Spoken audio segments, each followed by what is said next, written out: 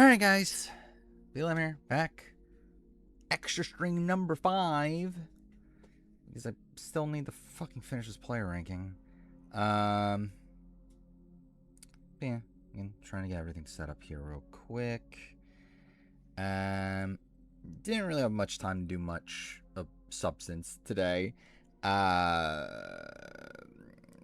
I still haven't worked on the second week ranking. That'll be the next video I work on. Okay, there we go. Finally found my own fucking stream. Cool. Something I did do though, is I did start to run through the tiers, that we have made already, and then start to like kind of give descriptions of them. Just for the sake, really that's more so for the player ranking. I do think through this I've noticed like a couple things I might change, like a couple like very minor changes. And by minor, I literally mean like, okay, this person moves up like 2 spots, like that sort of thing. But I'm just not gonna bother doing that on stream. I couldn't be bothered at this point. I'll just do that mid-recording. I need to get the actual fucking list proper done. So that's, yeah, what we're doing. Taylor's enacting her preseason master plan. Is she? I saw that she was talking to Devins and like explaining, like exposing her entire game for some reason. Are Barrett and Drew screwed? Seemingly. See, I've not been paying super close attention to Big Brother live feeds, but from what I understand, Lyric has won the veto. Jason's going to be backdoored. It's still between Jason or Mallory, depending on who wins the blockbuster. And supposedly Dee and Devins have talked today about how now they're more loyal to the red corner than they are to crossovers. So that's something.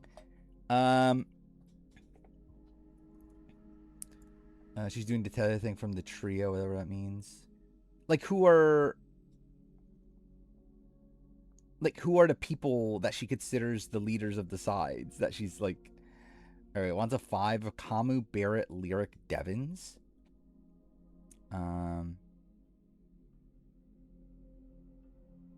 Okay. I mean, that's like, isn't that like even more than her original plan? But yeah.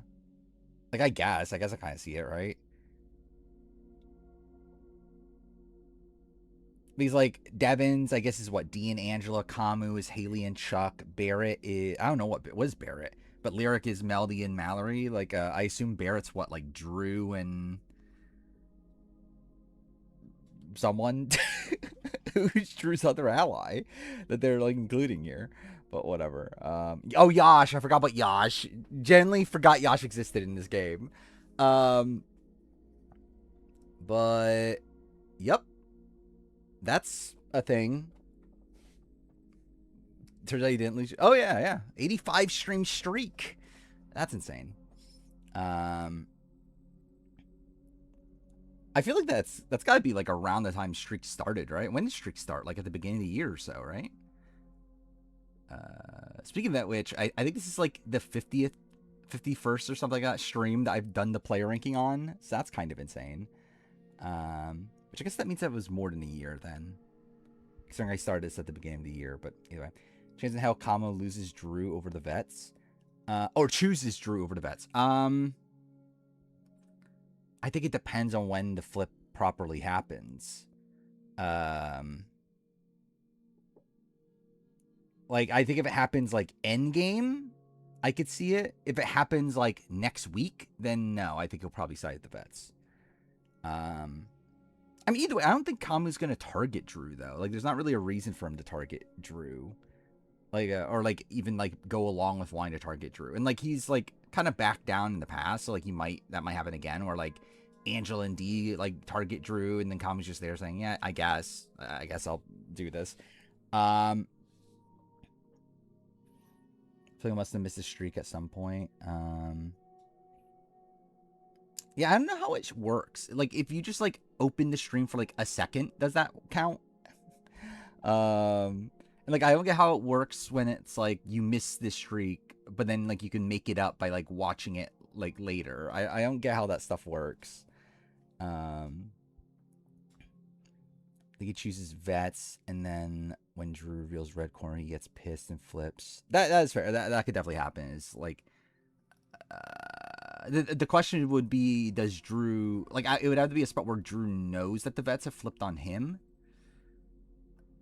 For him to like reveal red corner and everything. Like, I think it would be like Drew has to be in a corner by that point. But yeah, that would be very possible. Angela and D are still losing it. I mean, yeah, it's Angela and D. So basically, a parachute alliance where all the core members don't want to work together. Essentially, yeah, that is kind of the plan.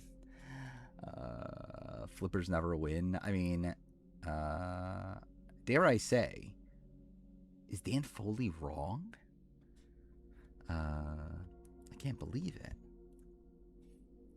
Drew can just get the information before the vets fully turn him. He could recover easily. I agree. I think Drew's still in a like, like he still has a lot of inroads to where like he probably like I think it's like last I've seen at least, like I believe he's still loyal to the vets, even though he's like recognizing the fact that he might be like not as close to them. Like I think at this point, I mean the problem though is that Devins has the fucking veto. But I think it's getting to the point, especially with like Angela and D just being so anti-Drew, that like it probably does benefit Drew just to target the vets at this point. And definitely at least not like fully commit to their alliance like he seemed to beforehand. But yeah, it's like I just feel like at this point, like Angela and D just feel like a lost cause, but he doesn't really know it.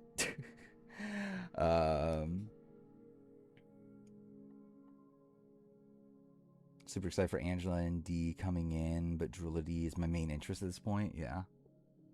Yeah, we'll see if that ever becomes anything. This season make D go lower in the player ranking? Not really. I kind of already assumed D was not that good strategically. Like generally for Big Brother, this is what I expected from D. Like this doesn't change anything for me. It's like, yeah, I expected D to be just a mess, but also just really good socially. And just like an overall like pretty well-rounded player.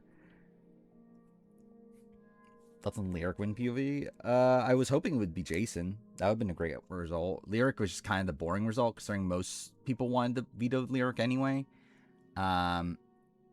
So yeah, it's kind of lame. I also don't love the like. I don't know why Bowl Arena. Bowl Arena is not particularly good like competition in the grand scheme of things, because that's what this was Bowl Arena with like but like pickleball inspired, right? But like, yeah, it's just like, especially for a veto comp, it just like very much disfavors the actual nominees, because like they're the people that are going to be picked like over and over and over again. So we're like, I don't know why we're doing this for a veto. I don't know. I'm not talking about the physicality of it. I mean, like Lyric won over Jason and Kamu and stuff, so it's like, I don't know how physical it could really be, but like, I'm not talking about the physicality of it. I'm talking about more so the fact that it makes it less likely that the like intended target wins, because like they can constantly, because like it's a spot where like you choose your next opponent, right? So like in that spot, like Jason's just kind of screwed unless he wins every single round.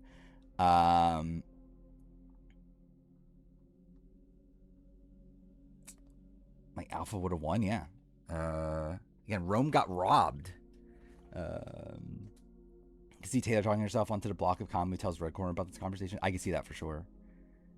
Like, I feel like Taylor's definitely playing way too much right now. And actually, technically not too much. Again, like, it's like, technically it's like, it's not too much. She should have done this already. The problem is that she's doing it to the, like, with the wrong people, and it's a plan that's just never going to work. Yeah, Jason got picked for a veto, but lost. Yeah, it's knockout of a veto comp, which is bad. Even the knockout comp, it's like, it's fun TV, but like in a lot of situations, it's not actually good, because like most times it's just like the majority of the house is able to gang up on the person in the minority, and the person in the minority is just gonna lose like one of the first few rounds. So like it's just kind of a lame competition. Like if it plays out well, it's great, obviously. Like if there's a lot of back and forth, like it could be very fun, but like again, like it doesn't necessarily play out that way. Yeah, Lala picked him Falcons' choice, which is pretty bold. Listen, but for the review, think it's my best review. Oh, something. Thank you. Probably. Yeah, I don't know. I don't know how good my reviews in general really are. It's just essentially just me running through all my thoughts about a season. Or like, I don't know. Like, I probably had the most fun with this in BB27, at least.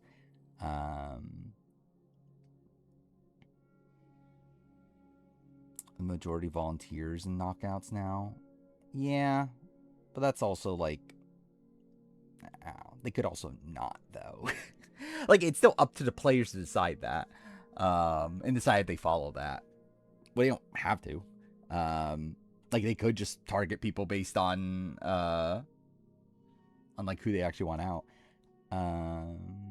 Seems to be kind of disappointing. I mean, like I thought it was a very fun first like week and a half. I think ever since the Rome Renom, it's been pretty boring. And like Kamu winning definitely didn't help things. Devon's getting the diamond power veto definitely doesn't help things. I don't think we're I generally don't think we're like headed for a steamroll though. Like I know that's obviously a lot of people's worries. Like I don't think we're gonna get a steamroll in a traditional way, at least. Like, do I think the vets will have a lot of power for a very long time? Yes. But do I think it's just going to be the tool shed runs the entire season? No. I think we're like, I would be shocked if it even lasts more than like 2 weeks at this point. Like, it feels like a mess. Where again, it's going to be very difficult to get Devons out in particular anytime soon. And again, like the returnees just have so much leverage at this point, but like, there's no way that like their power structure stays together the way they're playing. Yeah, the clip of Jeff saying fun. I remember, yeah. Barrett wants to nom the red corner, yeah. Which he should at this point, probably. Actually, I don't know if he should. I don't know. He probably should. I don't know. Like it depends, I guess. It depends. Like I think for Drew and Barrett, they're in the spot where they do need to make a move eventually. I'm not sure if like this upcoming week is the time to make the move, but like I would say in a couple weeks probably. Like definitely sooner rather than later.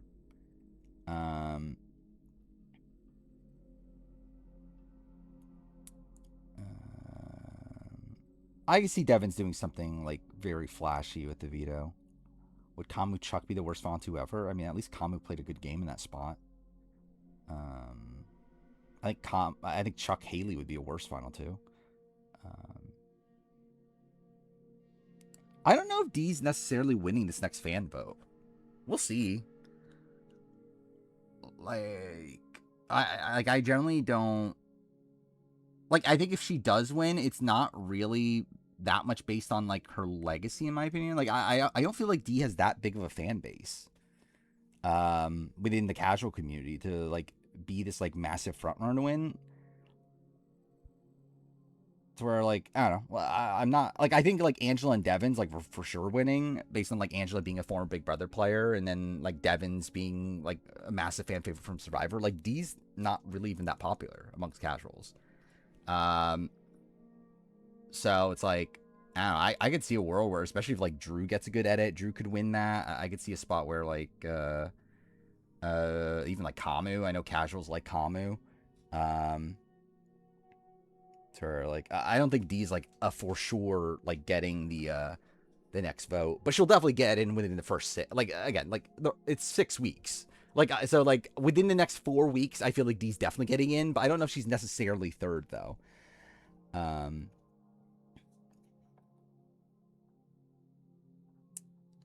think Drew seems like a front runner to me. I think there's a decent amount of people that like Drew. And again, I think Kamu's pretty popular with casuals, especially with this this week going to be the Kamu week. Like he's HOH this week and everything. So like he's going to get a pretty big edit. So our fans don't care about Big Brother probably will. Like What, vote for D we're talking about? The question is how many of them actually care to vote?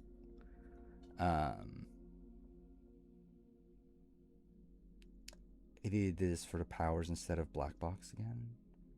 Yeah, but like they obviously did it for a reason.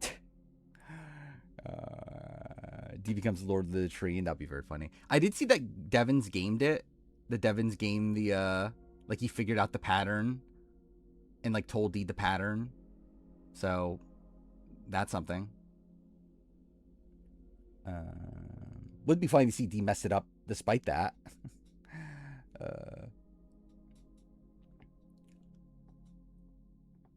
Yeah, obviously the casuals will decide this. Percentage chance Kami wins this season, like 30. Like pretty high. Like all things considered. Like considering we're down to what, like 15 people still?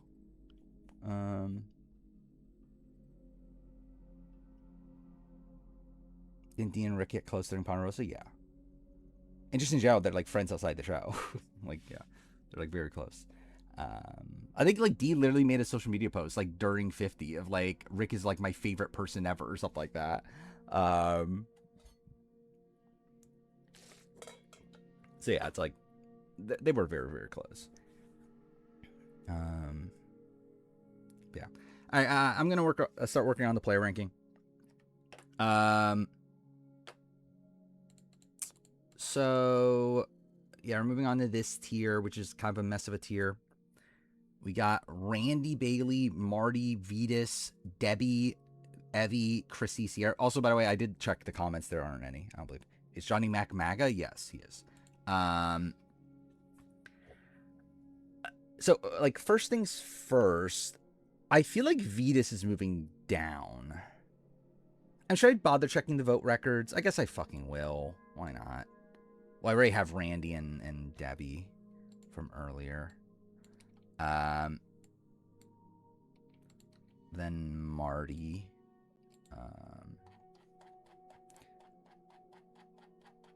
Okay, why am I scrolling? Who's here? Marty, Vetus, Evie, Chrissy, and Sierra. Marty, Evie, and it was Vetus. There. Yeah, like Vetus is someone that like instinctively I feel like Vetus is worse than Varner. I mean, yeah, you could hear my mouse. That's probably not the smartest thing to do, but whatever. Like, yeah, like you can hear in all the videos.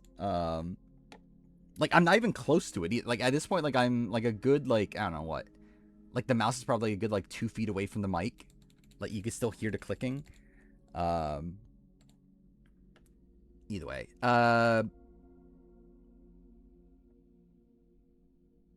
Yeah, what was it? Vetus. Vetus is who we're looking at. 1, 2, 3, 4, 5, 6, 7, 8, 9. Oh wait, no. Okay, wait, no, we recount that. 1, 2, 3, 4, 5, 6, 7, 8. 8 tribals. He survives. And like I might as well make it 9. Well, no, I don't make it 9 because he got voted out in his. Well, yeah, actually, I'll whatever. Like adding in for his second season. He's in the majority for. I'm really. Should this one even count? I don't even think this even counts. Generally, yeah, actually, fuck. I'm not gonna include the Laura B vote. Like that doesn't fucking count. Do drafts again eventually. Not until I'm done with this, at least. And even then, probably not like right away. Generally, after we're done the player ranking, I'm gonna take a break. From doing like I think it'll be a spot where like at that point, take a break from doing. Okay, I didn't finish that sentence, but anyway, like I'm gonna still stream, but like I'm not gonna like we're gonna do the power ranking for Big Brother still. Outside that, I'm just gonna chill the rest of the stream. Like I'm gonna get back to playing games or something, and then like we'll do drafts eventually though. But anyway, 1, 2, 3, 4, 5 out of 8. It's not a great record. Chrissy has a pretty decent record, I believe, but it's not like that's saying much on a season like this. Yeah, she is 3 out of 3 for Chrissy.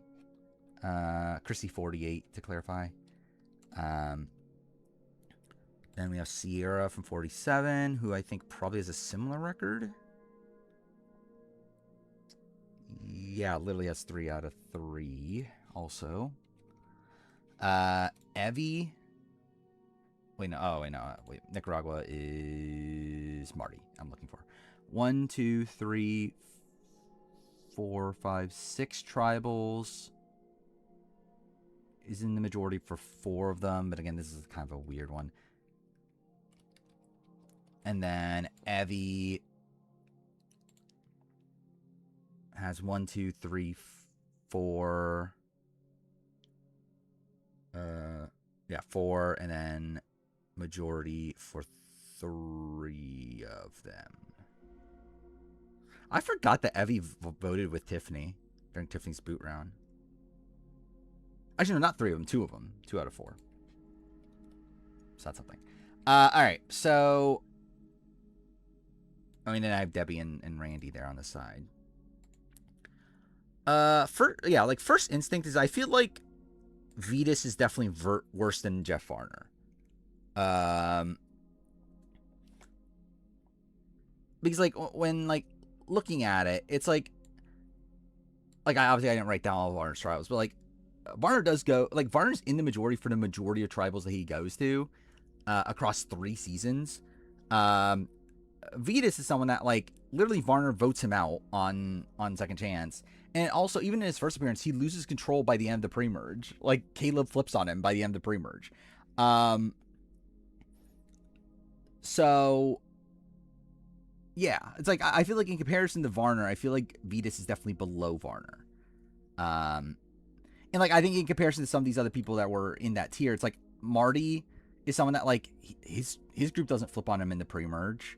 Like, do any of these other people have their groups flip on them in the pre-merge? I guess, like, you can debate Evie based on, like, Liana's intentions, but, like, yeah, it's like, I feel like Vetus just feels like the worst of these.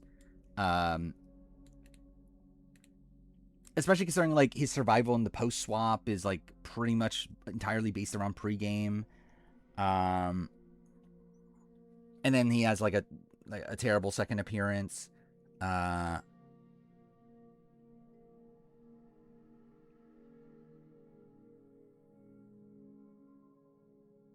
Like, generally, I think he could move down quite a bit. Like, because, like, I don't know. I guess I still do give him credit for surviving those rounds. But, like, is he really even better than, like, Katie Collins? Like, I don't even know if he's better than Katie Collins. And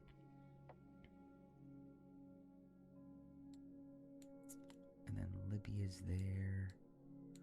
I think maybe somewhere around here, like the Westnail Benry level. Like, we're an initial majority. Like, obviously, they don't have much traction to post-merge. Over under 15 people tonight. I think over 15. Like, I don't think I've done a stream where I've done less than 15. How much more than 15? That's the real question. But definitely over 15. I feel like Chrissy should move down. I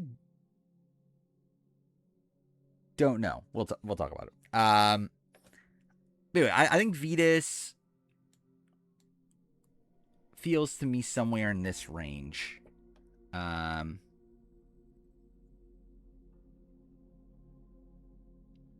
Like the fact that like the strongest part of Vetus's game in his entire Survivor career is one that ends with him being flipped on still. I think is pretty bad. Like he's one that like on paper feels like a good player or like at least a skilled player, but then like actually like parsing through his game, it's like not actually that good. Yeah, we talked about the Taylor thing earlier.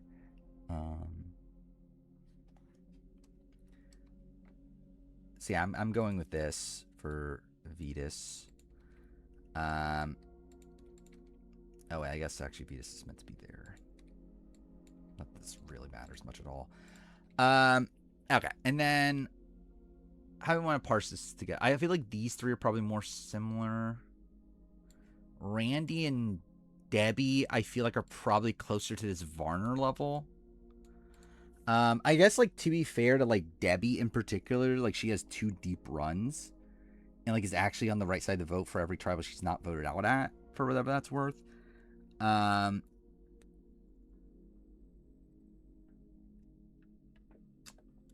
It's where like I could see that actually putting her like maybe she is still like around here. Randy though, I feel like Randy probably is around where Jeff Varner is. Like not an entirely bad player. Like definitely had some good things about them, but still like pretty high variance.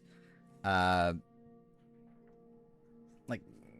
like generally Randy obviously is way more confrontational of a player, where like I actually feel like Randy probably below Varner. Um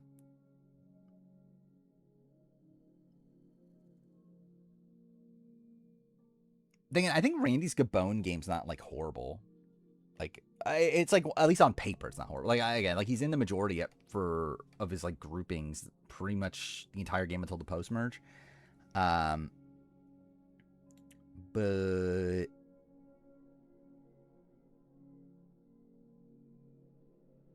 yeah, I think I do lean him with Varner in that tier, but like probably below Varner.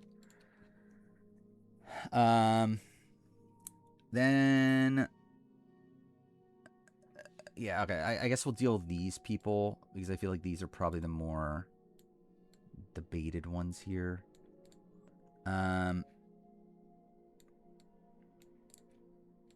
So we got Marty, Evie, Chrissy, Sierra. And talking about Chrissy moving down, I don't think Chrissy's that bad. Like I think Chrissy's early game's pretty good. Like she's in the majority of her original tribe. Like her, David, Kyle, Camilla were like the majority group there. Gets swapped and is in the majority again, is able to pull in Cedric. Cedric's like she's the only person that Cedric tells about the Bianca thing, and like that leads to like her leading the vote on Bianca. Like I think pre-merge is pretty good. Like Aussie post-merge, like she gets outnumbered because the Honor Integrity Alliance comes together.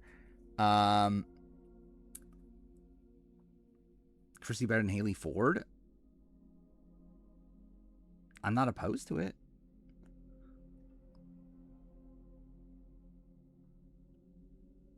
Like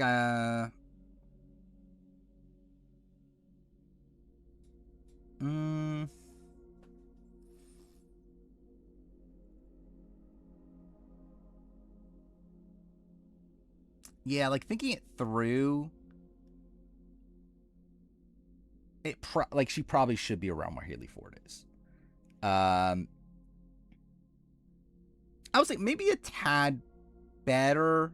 Like okay, so I think like pre-merge game I think is fairly similar. I think like pre-merge game they're like nearly a 1-for-1. In terms of quality, I think post-merge game Chrissy's is like a slab. What the fuck am I talking? A tad better. But like yeah, it's not by that much.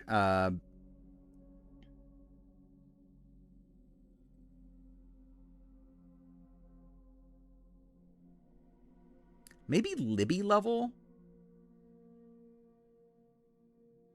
I think Libby is maybe an okay comparison.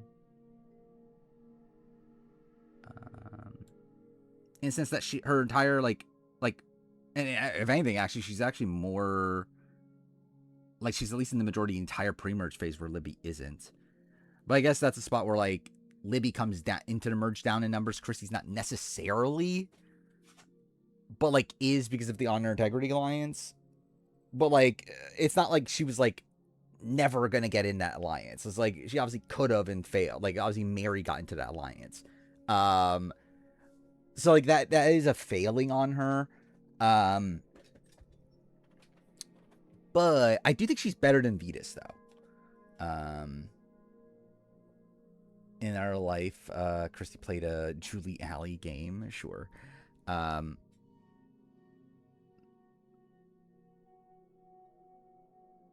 am I shocked casuals love Jason? Do they love Jason? I thought they hated Jason.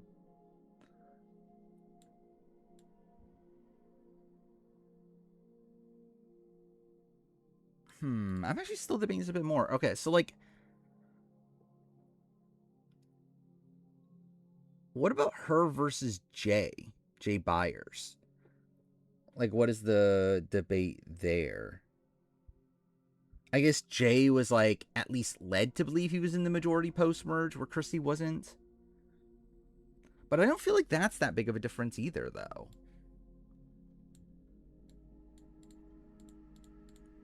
Like, maybe this tier then. I guess the argument is that Jay. Actually, I guess there is an argument that Jay, Frosty, Alec at least were able to get in to the opposing side for a second. Like, Chrissy, like, wasn't able to get into the Honor Integrity Alliance. I guess that's the criticism.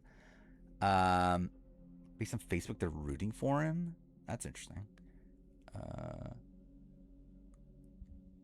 Casual coworker hates everyone except for Devins. Yeah, that's something. I mean, Jason had a pretty good family segment on Unlocked, but it's like, yeah, how many people are really watching that?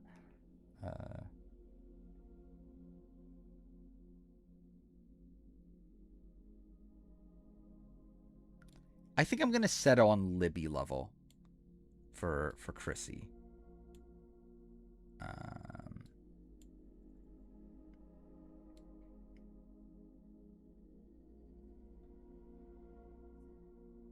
Maybe. Casuals hate Unlocked. Well, that's something. Actually, let's not place her yet. I think I'll leave the spot open to like remind me that that's where she's meant to be, but I won't place her yet because I think we should probably talk through the other ones first. Sierra Wright, was in like a pretty good starting position, but then yeah, she was in a good starting position, was essentially the center of her original tribe, only for like her to get pulled over into voting out Annika, which was bad for her game. But even after that, she survives a couple post-merge votes until she's voted out. I guess technically only one post-merge vote, but it's not like, yeah, like the what do you call it? The Tiana vote is like kind of just whatever.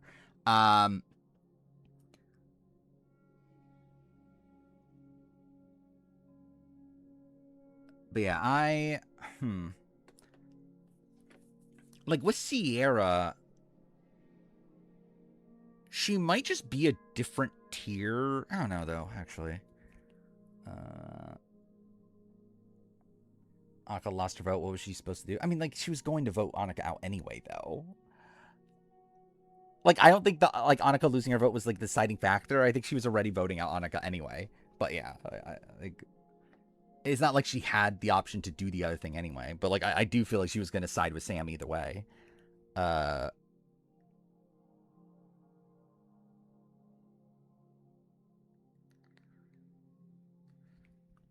She might just still be here. Like, I do think the fact that she was. But then again, like, Tevin is down here, I think is like maybe an issue.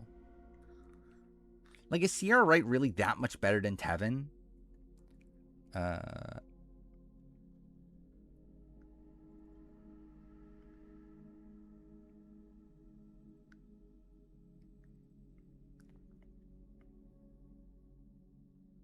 Or if anything, is that maybe a sign that Tevin should move up?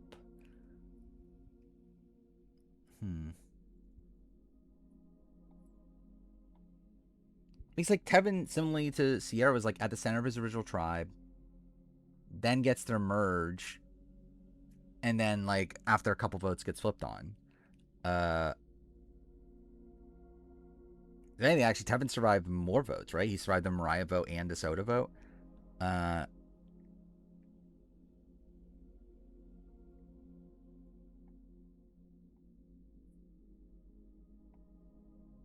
So yeah, I'm debating if that means Sierra moves up or do I move Tevin? Or Sierra moves down or do I move Tevin up?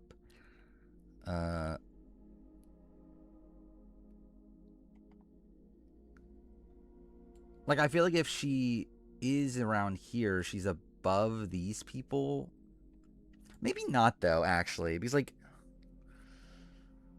she was running her original tribe, where these players weren't really. I think these players probably had, like, better post-merge or, like, later games. Yeah, but Tevin was going to get voted out, though, during the Mo vote.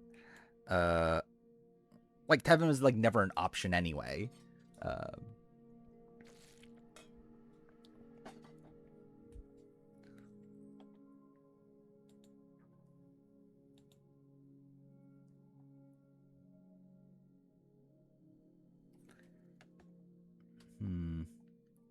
So Tevin's here. Like, so Tevin and Gretchen together, I kind of see.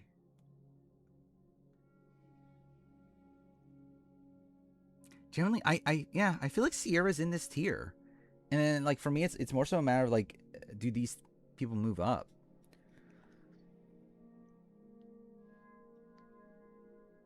And if they move up to here. Who would Tevin leapfrog? He'd leapfrog Hunter, which I think is a big thing.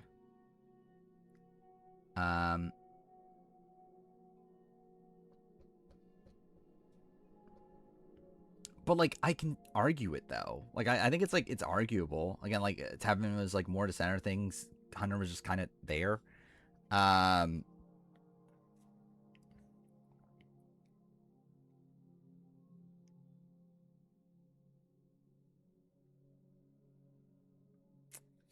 And I guess it's like you have like these players who were like running their original tribes.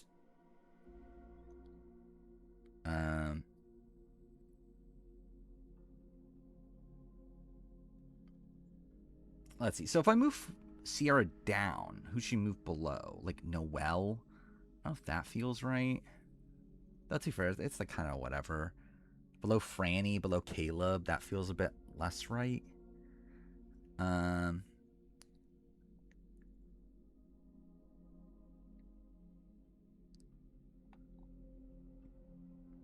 Yeah,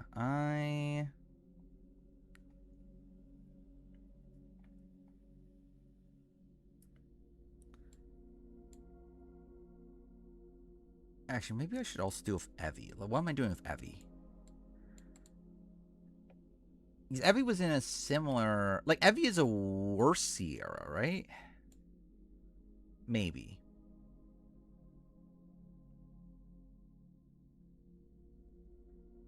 I mean, they're pretty much back to back, I feel like. Like, Sierra and Evie were both people that, like, ran their original tribes, were seemingly at the center of their original tribes, but then, like, lose the numbers fairly early in the post-merge. I guess, like, to be fair, Sierra voted out Rome. Like, Evie, like, lost control right away, so, like, maybe that's worse. But, like, I feel like it probably is something like that.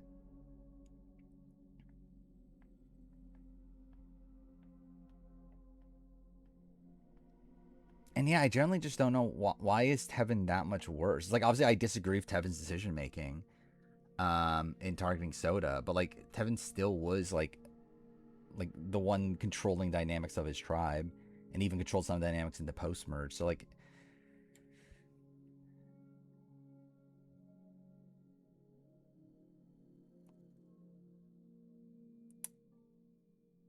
yeah, I think I'm gonna do it. Like, because I think the difference here between Tevin and like these people is that these people only like faced in like they only had to go to one like tribe dynamic, and like they ran that tribe dynamic, but they never had to like go into another one. Like Tevin was able to like run his original tribe and then also like be in a pretty good position in the early merge.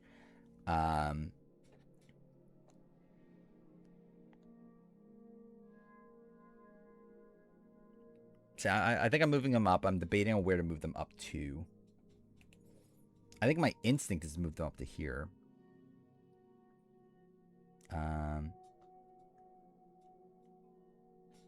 Sierra's decision, but was actually running things. I mean, she was the main decision maker, at least. Like, she was the person that like had the final choice on like what to do. It's like technically Sam was like guiding her into what to decide, but like it still came down to what Sierra wanted, though. Like Sierra was the swing, and Sierra was the one that had all the connections on the tribe. Um,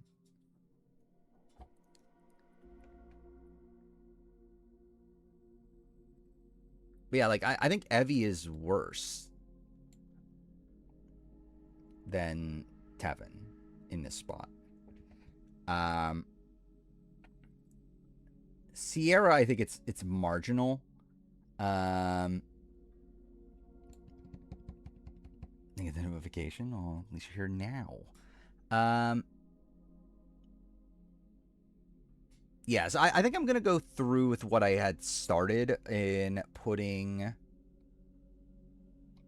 Chrissy here with Libby.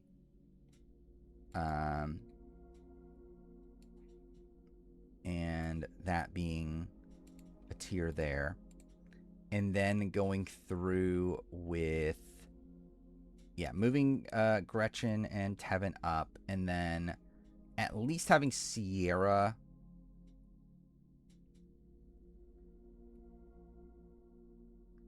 I think I'm going to have Sierra below Tevin.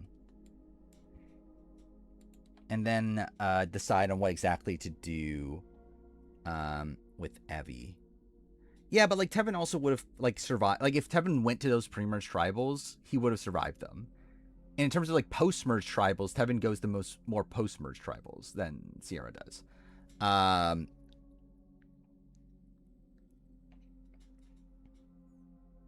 Evie, I think, is a worse version of this.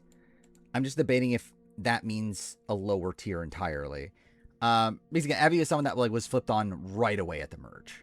Like Evie had like no room to move her like right away after they merge. So it's like I feel like that's probably more reminiscent to some of the people lower. Wow.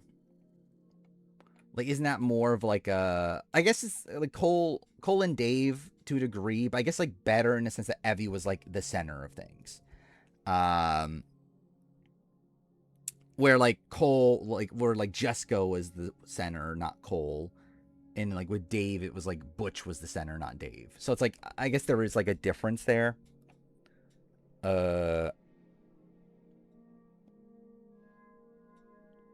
Let's see, I actually do wrong. I think not maintaining Andy is probably like the main thing.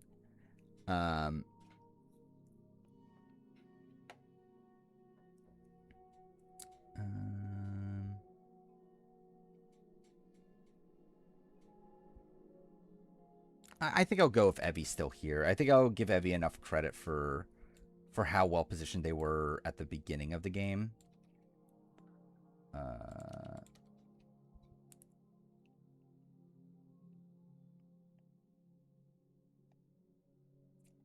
And he had no influence during her boot round. I think that's debatable. I don't know. I like Andy. Like, it's like how that vote comes together is like the like it was the was it Lavo? Was that their fucking name? What the fuck's the Red Tribe on that season? That they were in the center of things and they were like the main deciders of that vote. But I do think Andy, like having flipped against Sierra and Sam, definitely played a factor into the Lavo group also like flipping against that group. Like if they can't even keep fucking Andy on board. Sierra Cole's comparisons. Don't think the Sierra Cole comparison's a bad one. I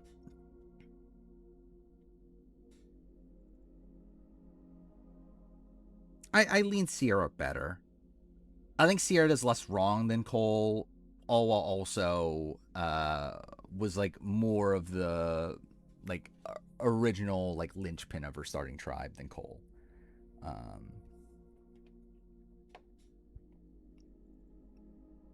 So yeah, I think Sierra is better than that. Marty now. What am I doing with Marty? Marty's one that I think, like, in my head feels like he maybe goes down, but we'll see. By the way, I think I feel settled on Debbie probably being the top of these people so far.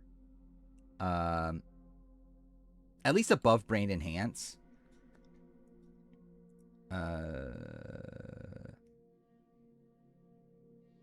And yeah, I would say above Elaine. I don't know if she's even in that tier, though. She might just be a different tier. But yeah, I think she's there for now. And we'll deal with it later. But yeah, like Marty. Like Marty runs his original tribe. But then like after he's just kind of on the bottom. But like he's not playing horribly from the bottom. Like he's able to like scrounge up some allies at certain points and make certain deals. I think he's better than Vetus. Or like as I mentioned before, it's like I think Vetus is someone that loses control by the time he swaps. Marty still maintains that control until the swap.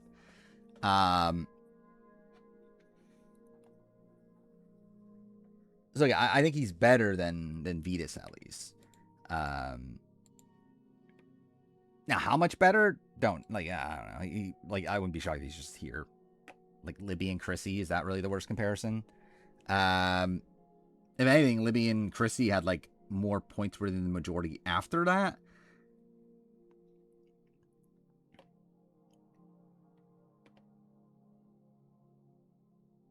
But yeah, I don't think this is a terrible spot. I guess the difference between Libby and Chrissy is that like Marty was like more of the like leader of things on Espada, where like Chrissy was like in the majority but not really leading things. Libby, kind of same thing, was in the majority, not really leading things. So like these are more like the leaders.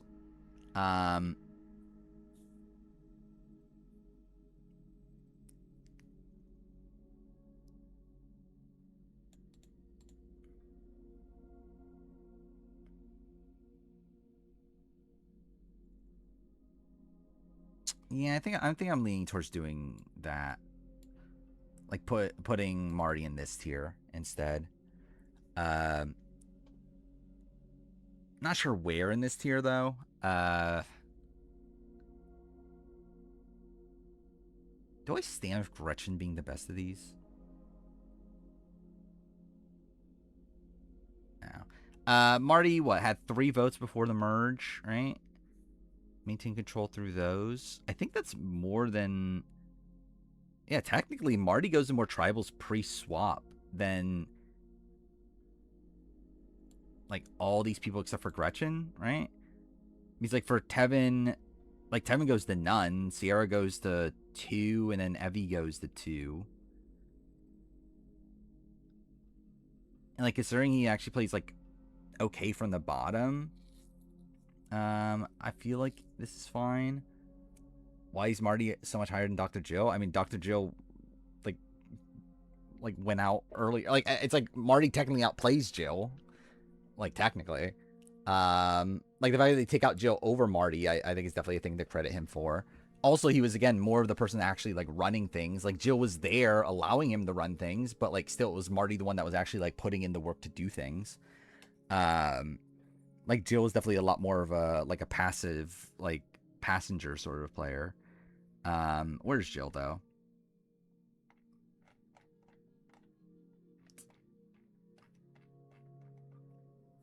Where's Jill? I generally don't remember where Jill is. Like, he's like, maybe it shouldn't be, like, that mass. Okay, not Phil. Wait, what? Oh, I just not have her in the right column? Oh, she's right there. Pff, cool. Oh,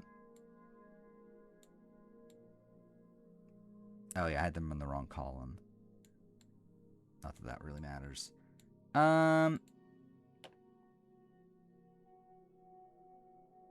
Yeah, I think that's fine. And, like, again, to be fair, by, like, Marty also, like, Marty almost pulls together a majority post merge. Yeah, fuck, actually, I'm gonna put fucking Marty at the top.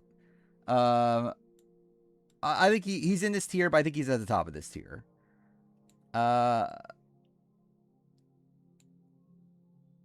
Like, Marty almost, like, recovered. Where,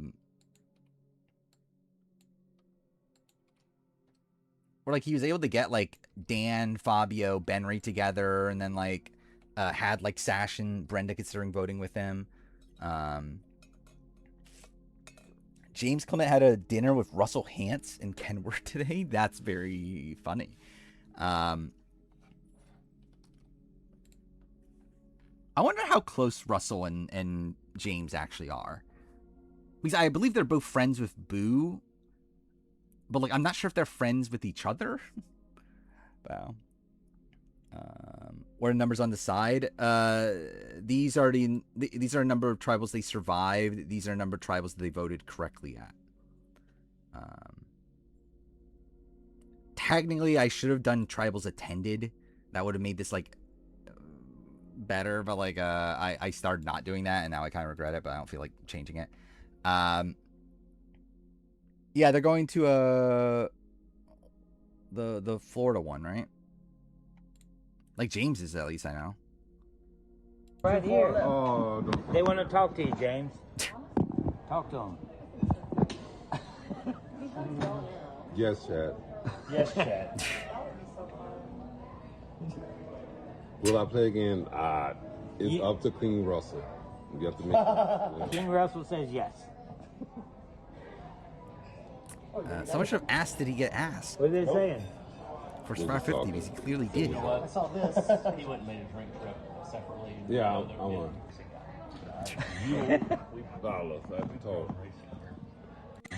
Who's next to him? Is that Boo? Like, was Boo the one that patted him in the head? Chad, Russ is playing games with y'all right now. You know I'm gonna do this? Talk to Russell. Like, who's that? Like, is that also a Survivor person, or just like random person? James is right here. I can't tell who that is. Whatever. It doesn't matter. Either way. Very random. Okay, what are we doing? This tier. Oh my god, we're at King Cedric. Young Cedric. Yeah, we got what? Julia Carter, Kim, Kelly, Kelly Kim, Cedric, and Nate Moore. My instinct is Nate Moore maybe drops, but we'll see. Maybe not though, because like generally like Nate Moore controls, or like I don't know if controls is the right term, but like he's in the majority for 2 phases of the game. Is controlling the second, like the post swap phase, seemingly at least.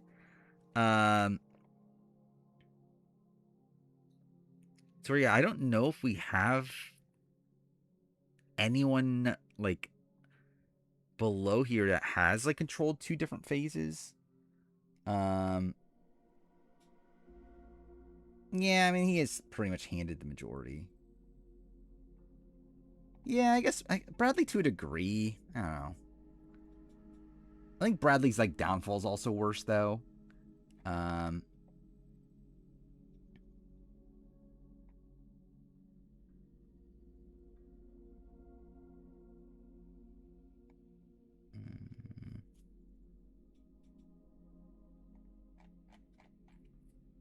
Like, I mean, Bradley's own people flip against him. And, like, through the challenge to vote him out also.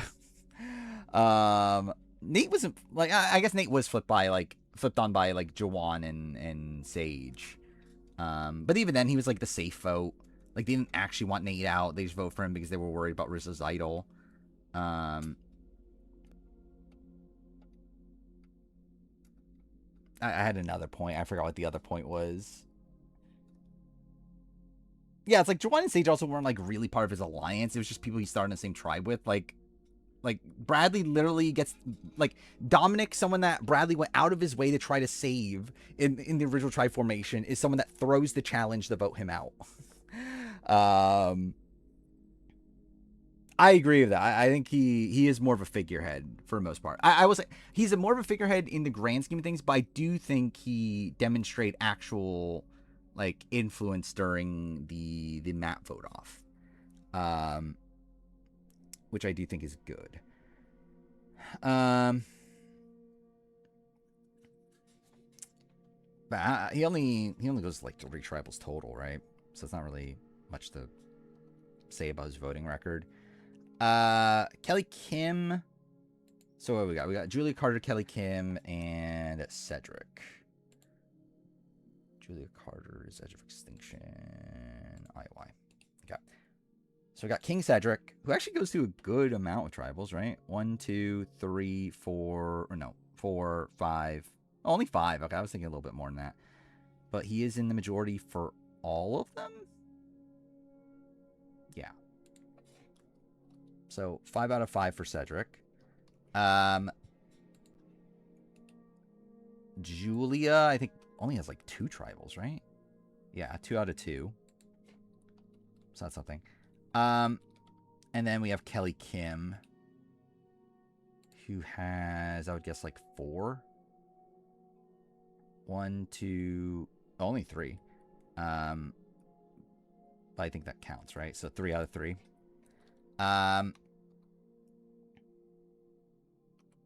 So yeah.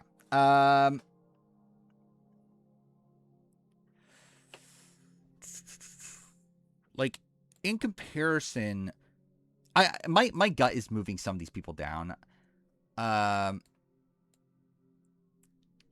It's like looking at this, like Julia Carter, I guess to be fair, was in the majority for the 2 phases in the pre-merge, but like just never went to tribal. So I guess that's like a thing to credit her. Then again, she wasn't like the center of the majority. She's not really like these people. Like she's more of a like a Chrissy style figure. But she is in the initial majority post-merge as well. And then eventually gets flipped on.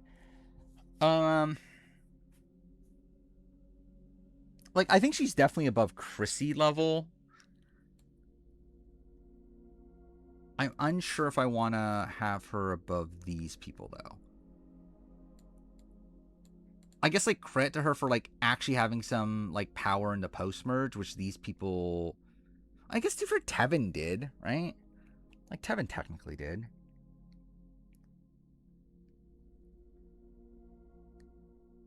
Like, Marty almost did.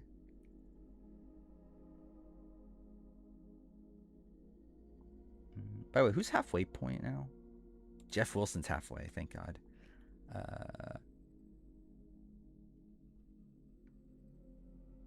But yeah, I feel like maybe move Tevin up with Marty for like having influence post-merge.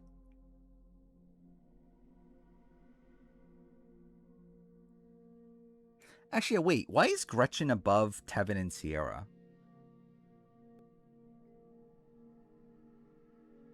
I guess she went to like one more tribal. I feel like Gretchen should be more of Evie. Like, I think it should be like this. Like, Gretchen and Evie here. Because, like, they both, like, were running their original tribes but lose all control by the time of the merge. And I guess, to be fair, the Gretchen, obviously, it was a fucking weird vote. But I also fault her for going home in such a weird vote. Yeah, then we got, like, Marty, Tevin, Sierra. I feel like Julia is in this. Or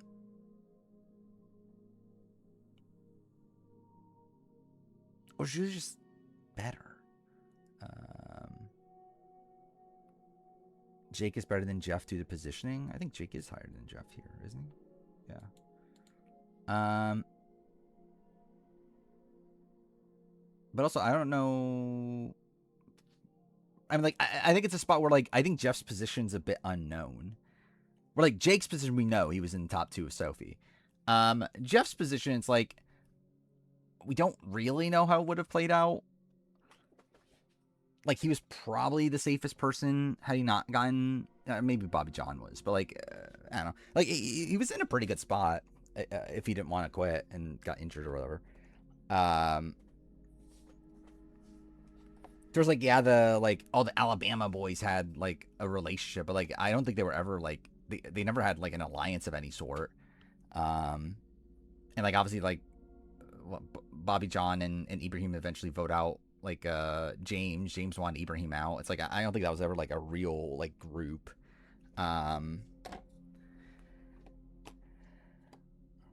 Anyway, I think Julia might just actually be better.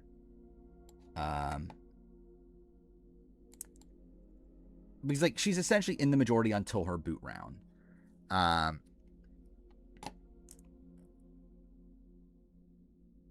And she goes through, what, 3 different phases. I think obviously she's never tested because they don't go to tribal, like, during the first 2 phases, but I think it probably still is good enough to be around here. I think probably below this tier, just because of how many tribals these people went to.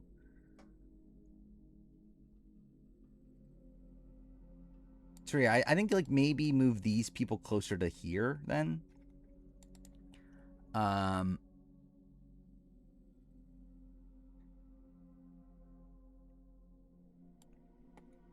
I think that's what I'm leaning towards for most of these people at least. Like I think Julia here. Kelly Kim. Let me think through Kelly Kim. I think Kelly Kim's worse. Like, Julia at least, like, maintains some control in the post-merge. Like, Kelly Kim gets flipped on instantly at the post-merge. She was controlling her original tribe. She was in a very good spot in her post-swap tribe. Like, I think she deserves credit for those. But yeah, she like, loses control instantly at the merge. And I think that's an issue.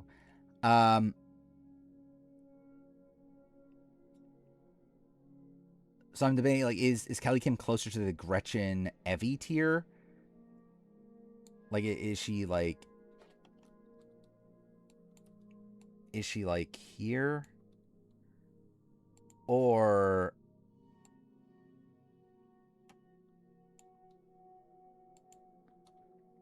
Like, I'm debating here or here. I think either way I have her below Julia, but I could see it go either way in terms of, like, above the Marty Tevin CR tier or below. I think I'll land above, probably. Like, yeah, these players, like, had some votes in the post-merge. Actually, no, I think I'll go below. I think I'm going to settle on below. It's like, I don't know. It's like, I obviously want to give, like, Kelly some grace because, like, obviously by the time of her boot round, like how she's playing at that point is, like, getting rid of Dan because it's Dan. Which, like, I think is fully understandable, especially from her perspective. But yeah, it's still, like, she still was flipped on, like, naturally, though, right? Because it's like, yeah, she was tunnel visioned with the Dan stuff, but, like, ultimately, like, she's flipped on by a good chunk of her own people in, like, Tommy and Lauren and them, and then also, like, Missy and Elizabeth. It's like, I think she was, like, genuinely flipped on still, so, yeah, I think she's probably still closer to the Gretchen Evie tier. That's not what I meant to do, but that's fine.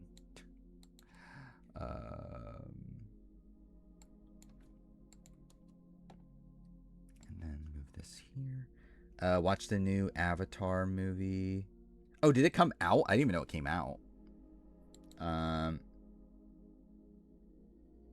Yeah, so it's not good. That's a shame. Okay. Nate Moore.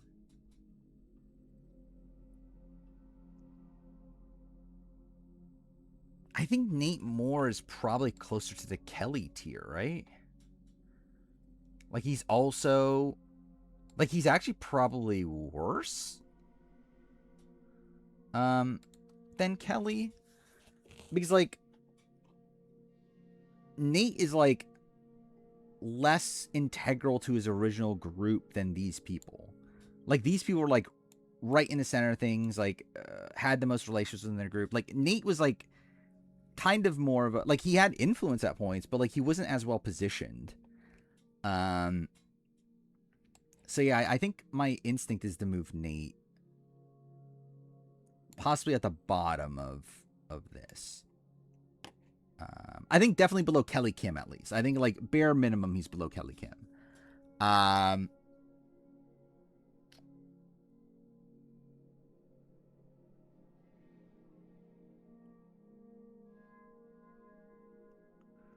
Like, is he really even better than the Chrissy? I think is the next debate.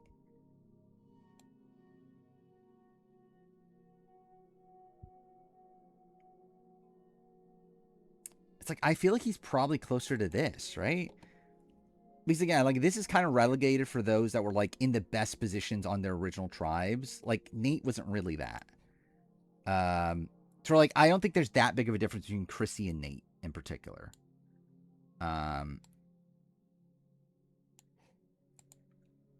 Like they both were in the initial majority. They're not in a great, like not in the best spot in their original majority. Get swapped into a spot where they had influence. And then again, Chrissy at least able to survive a couple votes post merge. Like Nate isn't. See, generally, I think Nate's probably at the bottom of this tier. I think it's where my head's currently at. Like probably here. Wait, I think in comparison to Vetus again loses control before the merge. Nate never loses control before the merge. I guess again there was that one round where he gets swap screwed, but like I'm not really gonna dock that against Nate. And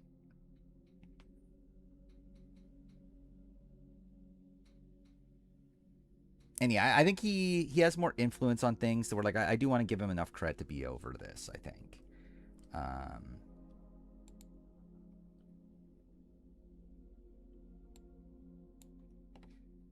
Yeah, I think he's in this tier. And then we got King Cedric. Supposedly, it was supposed to go to theaters, but Paramount dumped on. Oh, new Avatar show is supposedly dropping 26 episodes at once. That's a lot. Yeah, that's pretty insane. I don't know when I'm ever getting to watching Avatar. Where am I at right now? Stuff. Again, I finished One Piece. I'm still watching Laser's Black Flag playthrough, which is very funny. Black Flag remake's so fucking weird. It's like there's like, it feel like the new content is so bad, but like it's within like a great game, which makes it so fucking weird. Yeah, I finished One Piece. That's what I said. Yeah, so I'm watching Black Flag remake playthrough.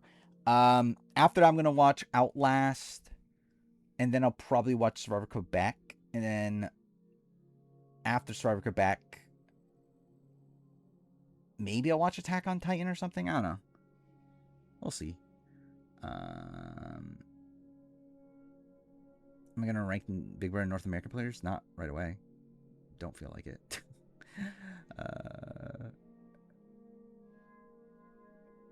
Yeah, I think Attack on Titan or Avatar. Probably one of the two. I probably would lean Attack on Titan, though. Also, I'm just excited to get back to playing games again, too. Because there's a lot of games. This is also... I forgot if I ever... And this is now a tangent, but whatever. Yeah, I talked about it briefly, but, like, I've been really, like, diving into my YouTube backlog. Of... Like, I literally have... 3,800 videos in my watch later right now. But like but yeah, I've been like diving into watching videos in my backlog for the last like month or so. And like watching a whole bunch of videos on like things that have made me like want to play like certain games or like watch certain shows. So like I've been watching like I watched like a whole bunch of like Fallout sort of videos, and it's like I don't know, I kind of want to play stuff like that. But we'll see. What's going on, Big Brother? Not much. Like, Lyric won the veto. Jason's going up, and it's going to be boring until eviction week, probably, or until eviction day. But I mean, dang it, there's a lot of chaotic stuff happening with the alliances of it all. Like it is seeming like crossovers is pretty fucked at this point. Who goes if he wins Blockbuster? Mallory.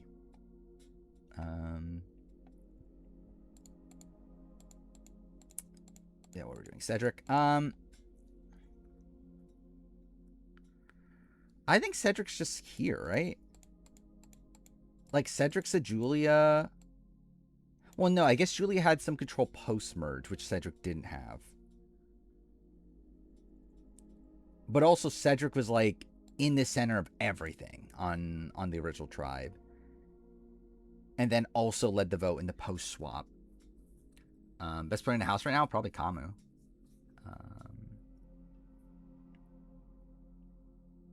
I think either way, Kamu has a homophobic HOH week.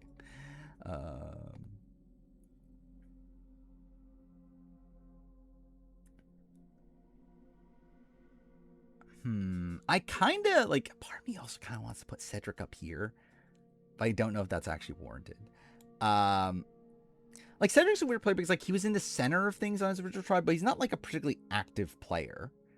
So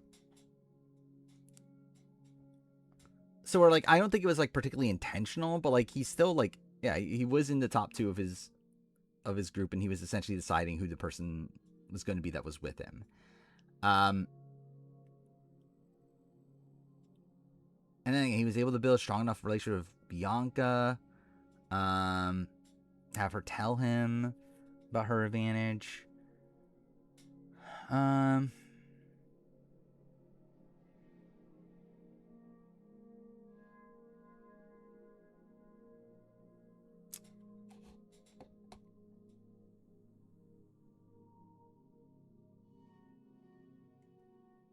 kind of want to do it. I don't know if this makes the most sense logistically, but like I just want to do it. Again, it's funny that Cedric's this high. Yeah, I think Debbie's someone that maybe I just need to really think about. Again, Debbie's able to get into a majority group in the post-merge twice, but also gets flipped on both times. Generally, her Game Changers game is actually pretty good, all things considered. Like,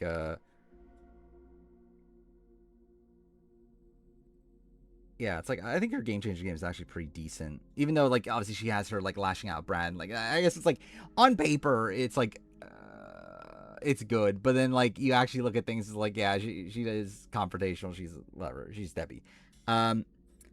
First season is, least they're extrovert and a guy that gives people STDs, I guess. But she did control that vote. She is good at balancing. That is true. As always. I guess, like, the struggle with Debbie is that, like, she's always gonna have a tough time winning the game. And she doesn't come particularly close to the end. So, like, I think maybe that's the argument against her. Like, I feel like she has to be above Haley Ford.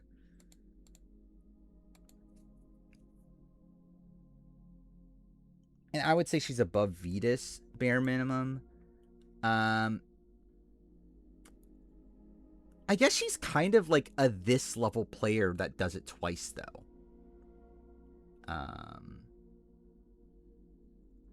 So yeah, if she's like a this level player, is that really enough to be all the way up here for doing it twice? Especially because, like, again, the furthest she makes it is what, final 9, and even that was kind of lucky to be in final 9. But either way, it's like she has what, final 9, final 11. Yeah, she did fake being drunk. Thank God. She does have multiple jobs. That is true.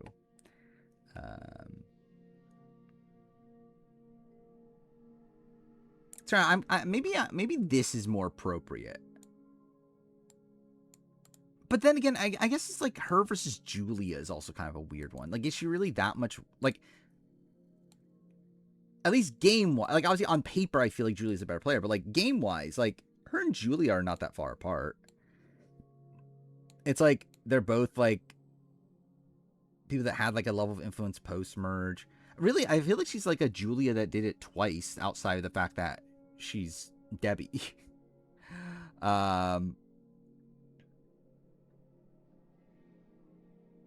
Of who burnt out for shooting every day? A little bit. Not to an insane degree, but like, but yeah, a little bit. I'll be honest, I've been thinking about Monday. I might not stream Monday. We'll see. I think I need a break. Because obviously I've been working also. Like essentially my day today, like, was like, I probably had like less than an hour of actual free time, and the rest of it was working and then this. So it's like, yeah, and then, like, same thing tomorrow, even less tomorrow, because I stream even earlier. So, yeah, also clarify, like, did I say more? I meant, like, I'm going to stream Monday night, but I might not stream Monday morning, or, like, day. Or What I do in my free time? This. Like, as like I'm still working on the channel, just not stuff on stream. But yeah, I'm because I was gonna stream midday. Like I was gonna do a daytime stream on like Monday and Wednesday because I've those days off and like I technically can. But yeah, I'm leaning towards not on at least Monday. Maybe Wednesday's more doable. But we'll see. We'll see how I feel tomorrow night in particular. Yeah, what was it? Cedric. Oh no, Debbie. Debbie is the person we're debating. Yeah, or maybe Debbie here. Debbie versus Brandon Hance. The Battle of the Ages. Because I think Debbie is like is someone that played a Julia style game twice. Of being in the majority for most of the pre-merge, got a little bit of traction post-merge, and ends up being flipped on.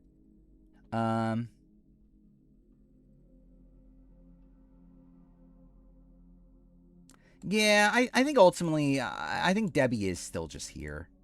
I think that's probably a fair ranking for Debbie. I don't know if wait, let's do it this way. Okay, yeah, that was right then.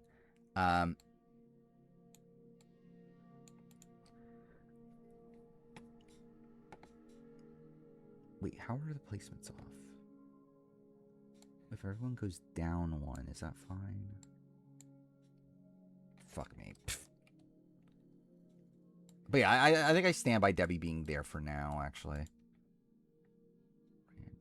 Okay, yeah, that's fine. But yeah, the question is also, where's Cedric? Play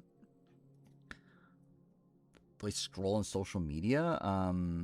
Yeah, at points. Yeah, I guess too fair. Yeah, I guess that's it. Like, I mean, like, yeah, like maybe like every like 10 minutes or something. Like, I'll just like open Twitter and see what's at the top. Let's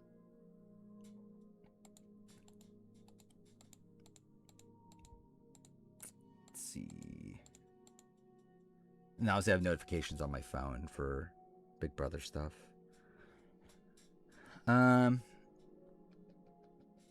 Anyway, what was Cedric? I think logically Cedric probably should be here. But I also just kind of want to put Cedric higher.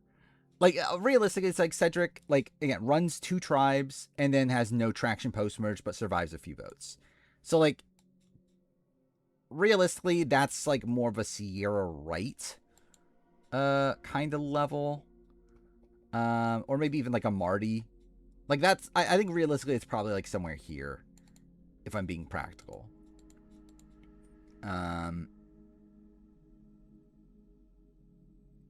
Like, maybe even, like, maybe have him with, like, Julia. Maybe that could be okay, too. Just to, like, give him a bit more credit for, like, being, like, actually, no. I guess there's not really... Wait, I'm trying to remember the post-merge of 48. It's literally Charity and then him, right? But, like, I guess to be fair to Cedric, he was kind of screwed, right? By the split tribal, because, like, he wasn't going home if there wasn't a split tribal. Then again, I don't know what his long-term prospects were anyway. Like, I think he's probably gone with the next couple of votes anyway. But, yeah, he wasn't meant to be the next vote. So...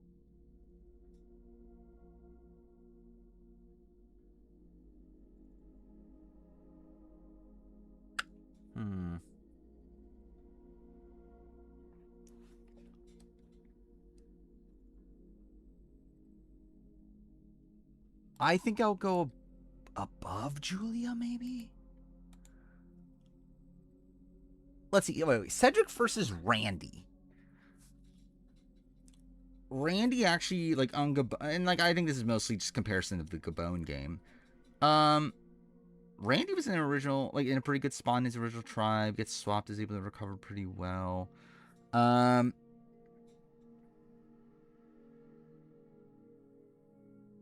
like Randy had more people than Cedric by the end of his game.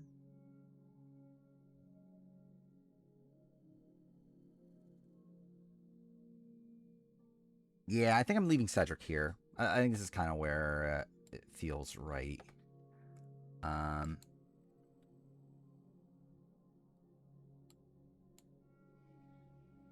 Yeah, I think I'm doing this.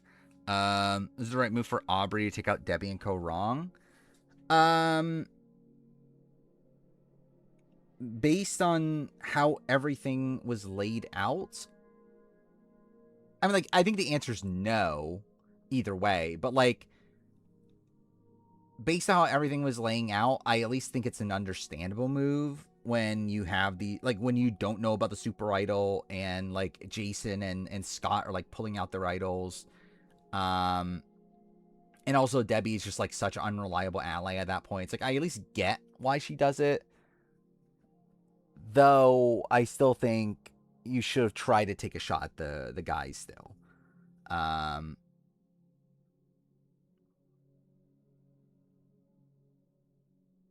But then again, like, for Aubrey in particular, I'm trying to remember who they, like, I mean, either way, she would have been an option to be voted for, right? Actually, was that around she won immunity? When she win immunity? Or did she not win immunity? She did win immunity, right? Am I just making that up? Why'd they just split 3-3? They were going to. And then Aubrey changed it up to vote out Debbie instead. But again, they had two idols. That's the issue. Like, Ty had an idol, Jason had an idol. So it's like, if they both play the idols, then, like, they win out on the vote. I'm not talking about anyone on... someone asked about Aubrey voting out Debbie. Which I guess actually, technically, I guess let's talk about Debbie, but, like, not in terms of Debbie's game. Yeah, actually, I remember that now. Julia won the domino challenge and everything. That's why the thing flipped, right? Because they were originally going to vote for Julia, and then Julia won immunity, so they were like, okay, we'll vote Debbie instead.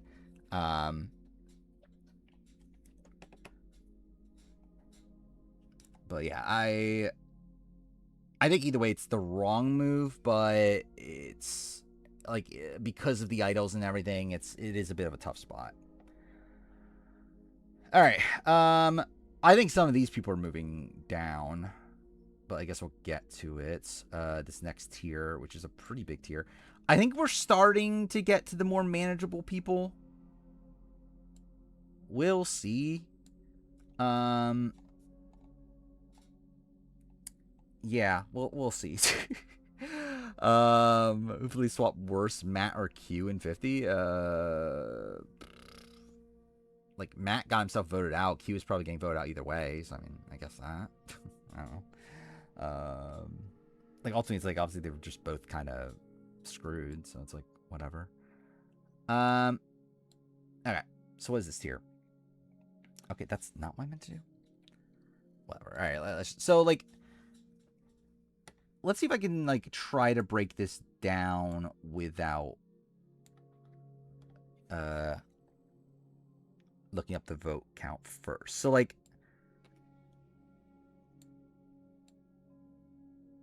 these are a lot of goats, right? Is what this ultimately is.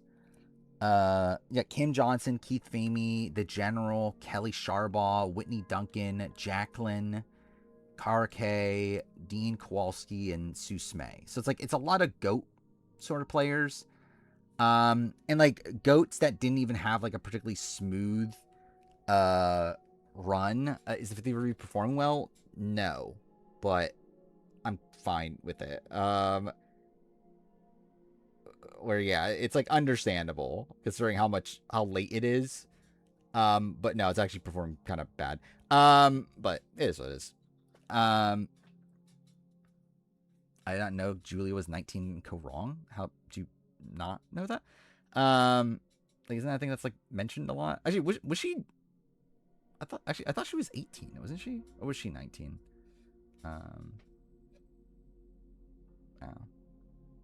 Imagine if Aubrey prevented Joe from eating steak and Motherby prevented Kyle from, yeah, that would be pretty big changes. She turned 19. She turned 19 during Co-Wrong. Yeah, sounds about right. I definitely remember her saying she was 18 at a point. Yeah, so these are all like GOAT style players. In terms of like actual, well, no, I guess that doesn't really work. I'll fucking look up the voting records for sake of it. But I think the majority of these people were in the majority for at least a good chunk of the season. I guess you do have like Jacqueline, Susme, and I don't know. But anyway, all right, what seasons do we have to look up? So 2, 3, 4. We got 19, 23, 29. 19, 23, 29. And then 37, 39, 47.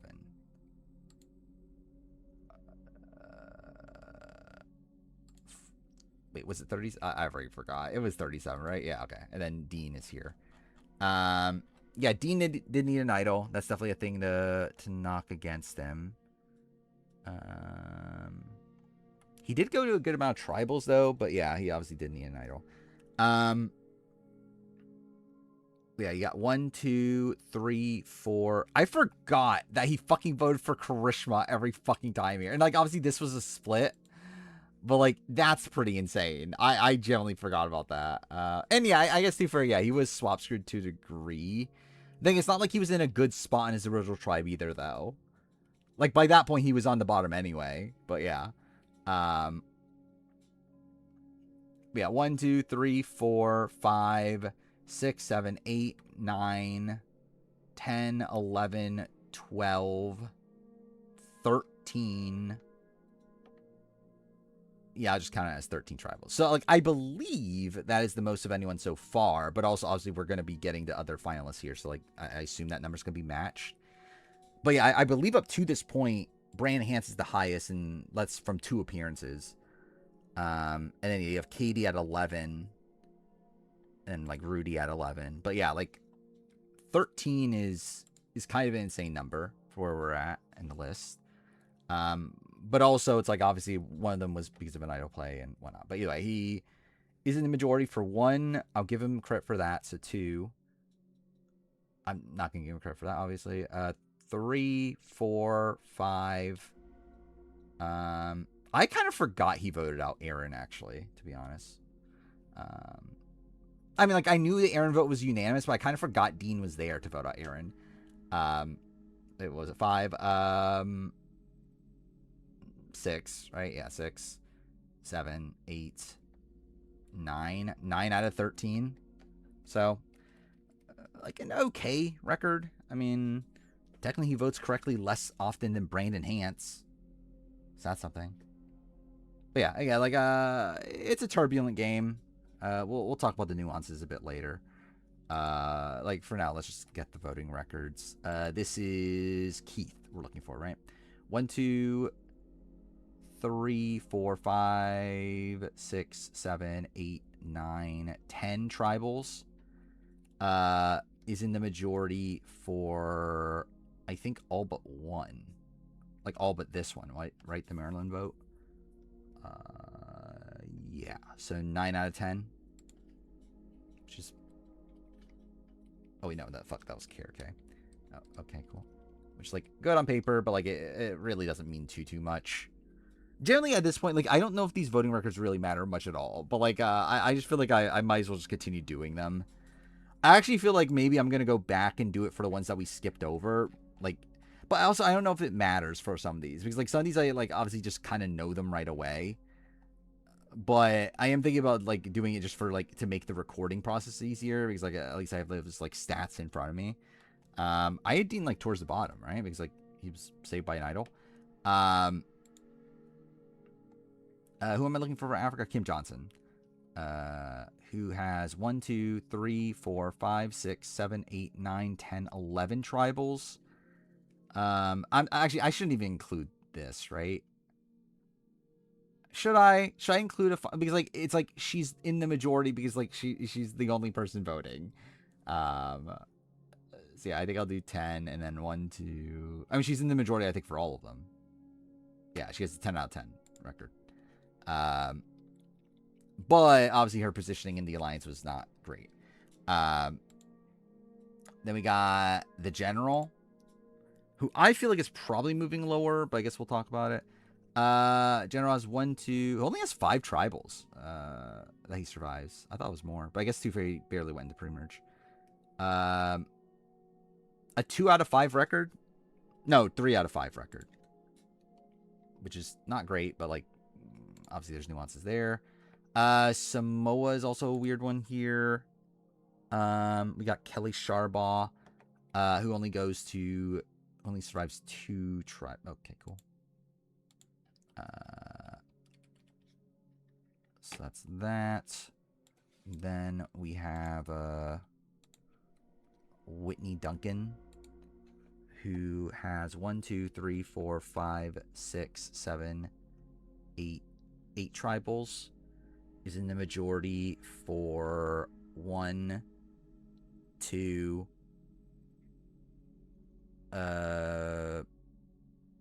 3, 4. I'll do 5, I guess. Like that's kind of a weird track record. Jacqueline goes to a lot, right? 1, 2, 3, 4, 5, 6, 7, 8, 9, 10, 11, 12, 13. 13 tribals. Is in the majority for 1, 2, 3, 4, 5, 6, 7. Do I give her credit for the Alec vote? I think no, right? She's technically in the majority. Now I'll give it whatever, 8. I won't give her credit for that, and then 9. So 9 out of 13, which that's literally the exact same as Dean's. Then we have Kirke and Susme are the remaining 2. Susme, I feel like has a rocky record. We'll see. 1, 2, 3, 4, 5, 6, 7, 8, 9. 9 tribals. In the majority for 1. Well, I mean, she was a split, right? So 2, 3, 4, 5, 6.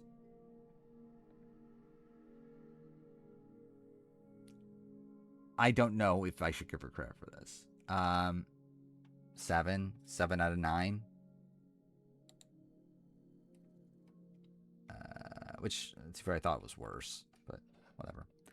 And then we have Kara K, who also is probably similar if I were to guess. 1, 2, 3, 4, 5, 6, 7, 8, 9, 10, 11 tribals. Is in the majority for 1, 2. I think I'll give her credit for this. Yeah, I'll give her credit. 3. I won't for that though. 4, 5, 6, 7, 8, 9. So 9 out of 11, which is actually isn't that bad. All right. So that's the voting records. It really doesn't matter too much, but again, I just felt like I should still do it. What time are we at anyway? 8:12. That's not bad, actually. What did we start today? I don't remember where we started in terms of number of players. Maybe maybe that isn't that great. I think we've only done like 13-ish. Not even 13. Whatever. It's fine. I think we did 11 actually. No, not even 11 actually. Or maybe 11. Yeah, I think we start here. So yeah, 11. Whatever. I feel like the general. So okay, I think like conceptually, the general and Kelly Sharbaugh are pretty similar in the sense that they are like theoretical goats. But I think the issue is the fact that they weren't goats. So like I think they probably should move down.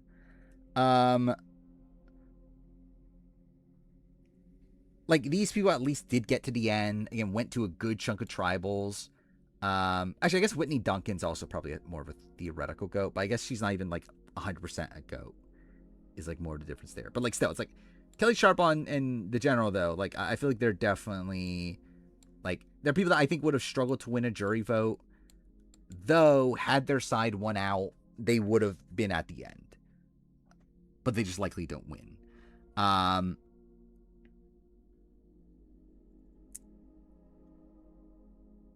But yeah, where's that actually land them? I mean, they're like, both were in the majority of the entire pre-merge phase, for whatever that's worth. And then are in the majority for first vote after the merge. And then that's kind of where things crumble. Maybe that's like somewhere around here. Because like, I mean, I guess to be fair, these are players that get flipped on, like at the merge also, but I guess those players had more control over things.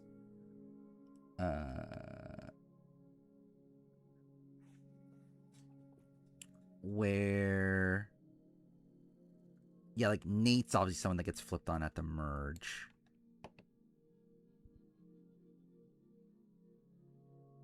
See, I like my gut is that I think these are better than Vetus at least, and then it's like somewhere in this ballpark.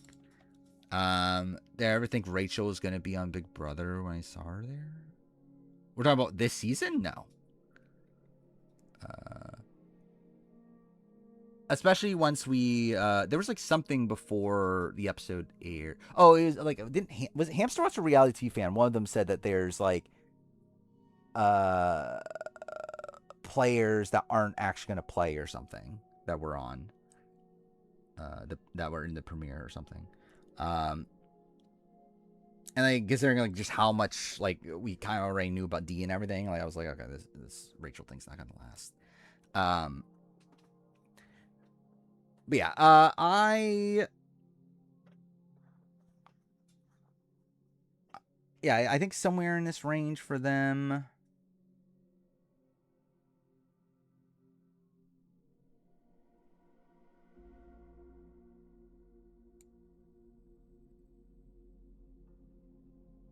I think here probably is fine. I think that's probably an okay placement. I think UMB CXD for 800 stream streak. Or not 800, 80 stream streak. I still find it insane that there are people that have like 80 plus stream streaks. And there's actually like a good chunk of people. Like that's pretty insane still. But yeah, I'm thinking here. Like these players are people that like actually okay, maybe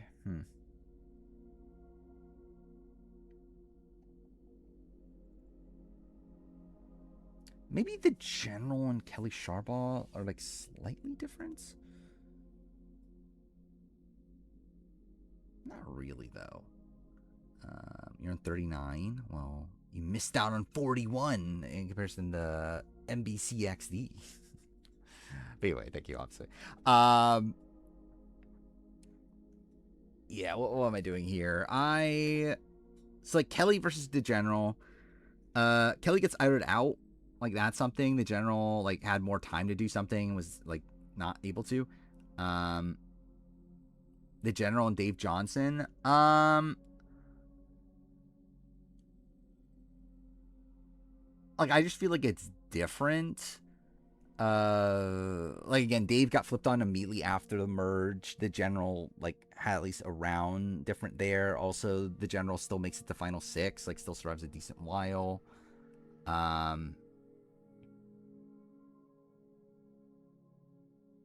Yeah, I just feel like it feels different. Where's Dave Johnson though? He's like here. Nate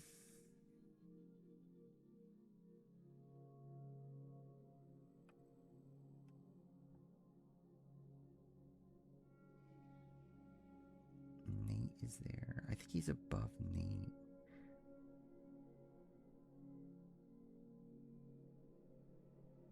Yeah, I am looking at this ballpark.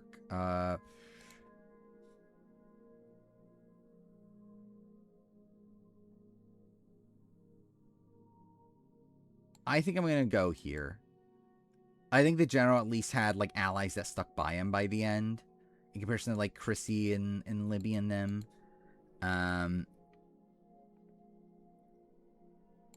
And then Kelly, I think, might just be higher due to the fact that she was idled out and everything.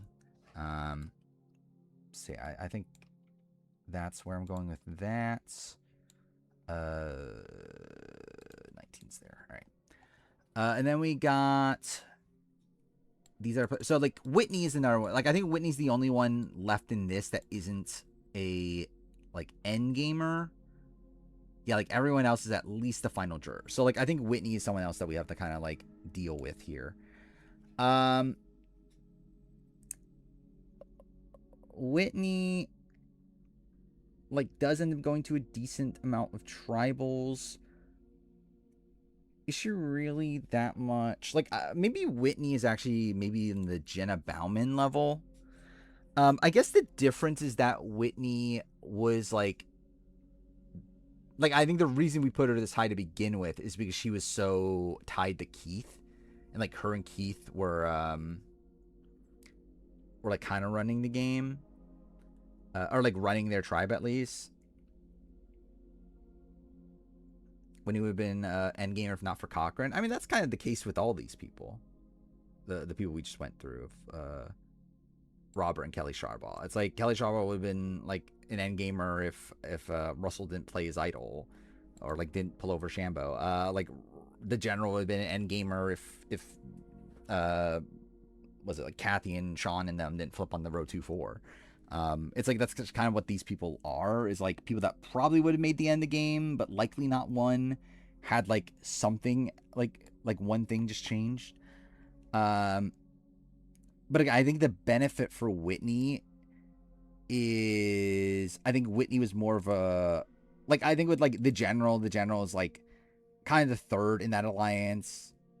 Kelly Sharbaugh was like tied to like Dave Ball, but she wasn't necessarily like in that much of a power position. Like with Whitney, you can argue that she and Keith were in more of the power position.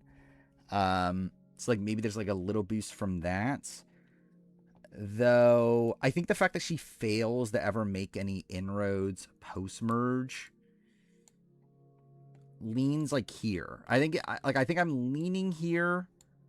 Though, if I really want to give her credit for running the game with Keith, then I think she probably moves like to Marty level. I think those are kind of the two situations. How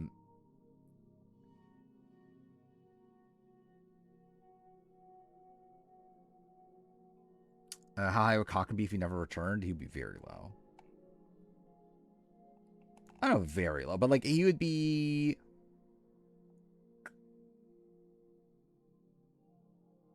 like he'd be lower than Haley Ford, right? He'd be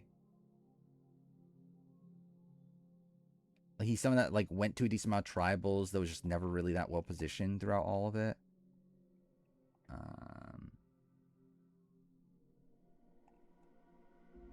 Now, like, where is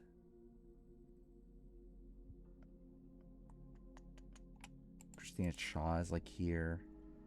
Shambo's here. He'll probably be like in this ballpark, probably.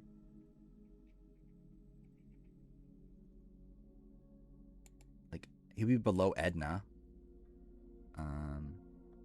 He would be lower than Jeff Wilson. Yeah, he'd be like somewhere in this range, I think. Where like I think I still would give him credit for being like this nerdy guy who didn't really fit in his tribe, and that made it like as far as he did. But also, it's like he was so dead in the water the entire time. Jeff Wilson feels too high. I think the thing about Jeff is that like he's just untapped.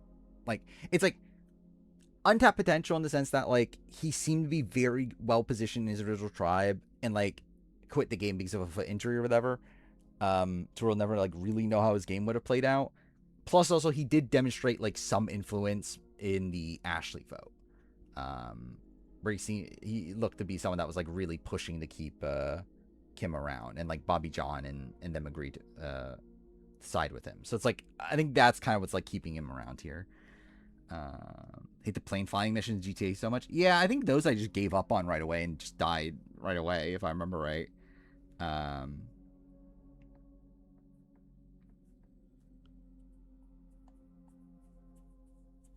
But yeah, so what was I doing? Whitney Duncan here. I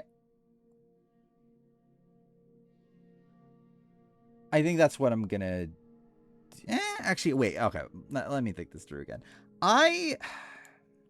Maybe I do go here. Okay, I think I am gonna give her the credit for being well positioned.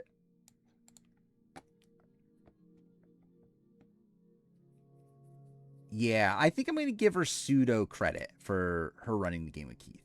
Like, not enough to put her at the top, but I think enough to put her, like, here. Because, like, I feel like in comparison to these players, it's like, yeah, they did good work to, like, get into, like, a new group. Like, after being, like, swap screwed or whatever. But, like, it's not like they had long-term potential. It's not like they were ever, like, poised to go on to win the game. Or, like, make it deep in the game, even. Like, Whitney is someone that, like, one thing changes, she's in the final 3 probably. So yeah, I think Whitney probably here,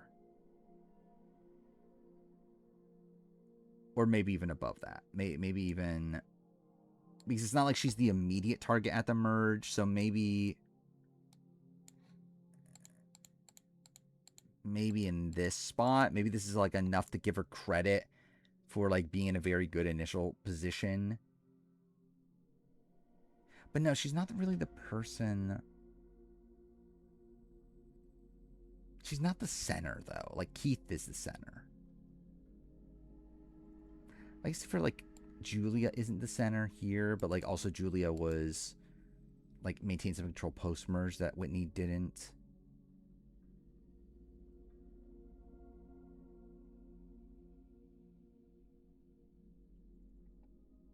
Yeah, I think I'm leaning back to here. I think is what I'm going to do. And I think Whitney's her own tier. I think if Whitney had more like guaranteed win equity, I would move her up. But we don't even really know. Oh yeah, congrats to Keanu. Yeah, I did see that. That he's having a kid. So yeah, good for him.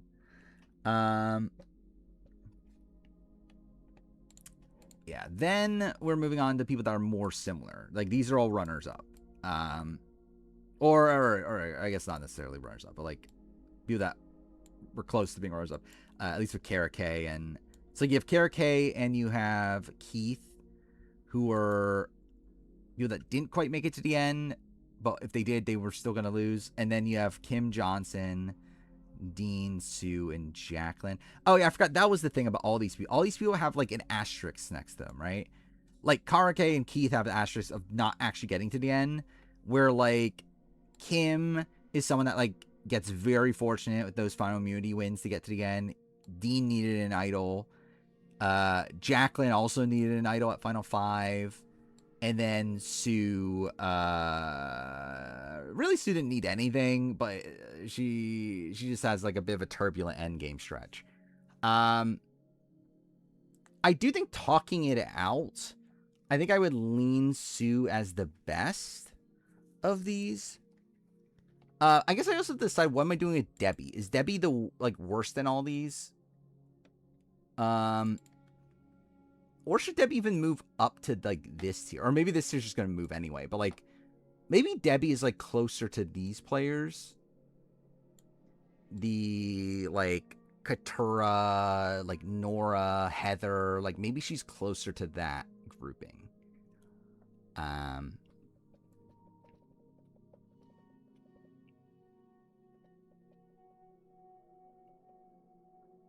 Maybe. I think the issue with that comes from the fact that Debbie still never makes it past the final 9. Where, like, all of these people are... Yeah, like, the worst placement here is, like, 6th place.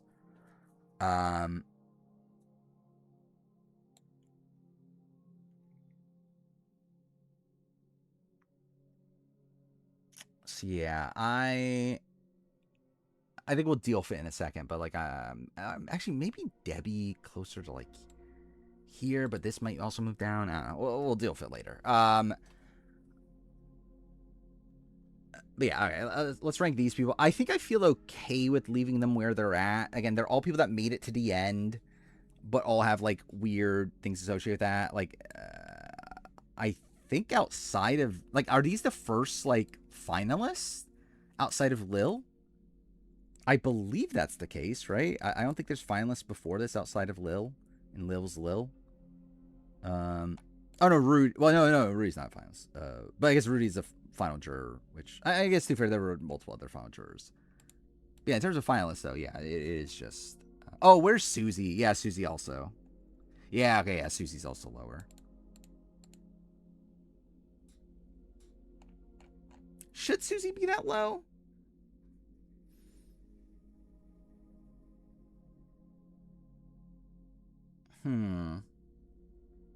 Yeah, maybe Susie. I think I definitely have criticisms towards Susie's game, but maybe Susie should be higher.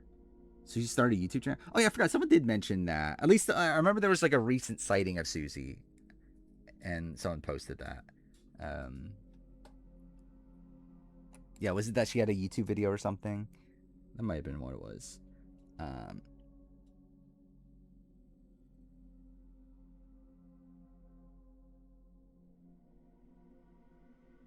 Yeah, Susie, like, I think the difference between her and the people that actually are finalists, actually, no, either way. You know, actually, maybe Susie is higher. Which I guess too fair. I had Susie on her own, like, separate tier here.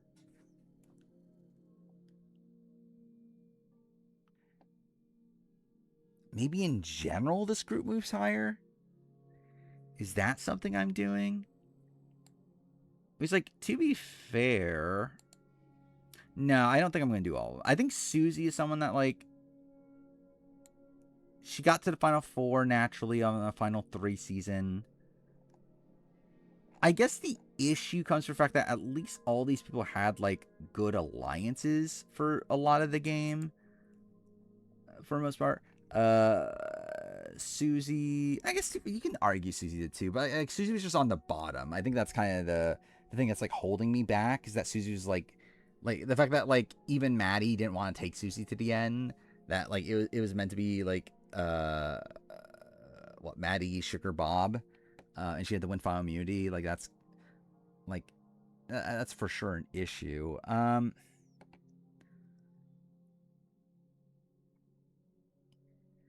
But yeah, it's making me reconsider this. Because it's not like Susie was ever, like, almost an early boot, right? I mean, obviously there was, like, the Dan vote, but, like, still, it's like they chose to vote out Dan over Susie, which is, like, kind of insane. And she was never in danger in her original tribe. I guess too first she had Jillian there.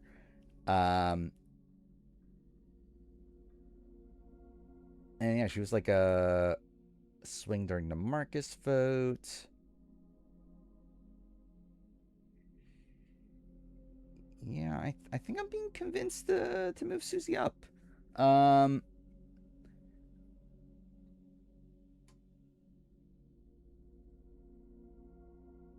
think the thing that's in my head right now is, like, how does that compare to these people? I think the difference with Rudy and Lil is that they were almost, like I mean, like, Rudy was almost the third boo, or, yeah, like, third boo this season.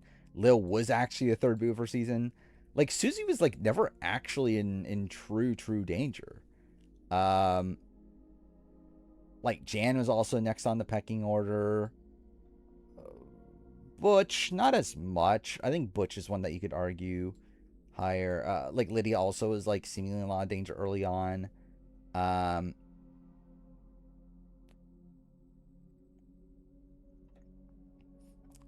want to see, like, if she does move up, like, who's she leapfrogging? No one that's that major, to be honest. Like, I feel like Randy is, like, a weird one, because, like, Randy was able to get into the group that Susie wasn't able to, but also Susie outplays him by the end. Devins hasn't ratted out Taylor's alliance to D. Thank God. Thank God this might actually happen.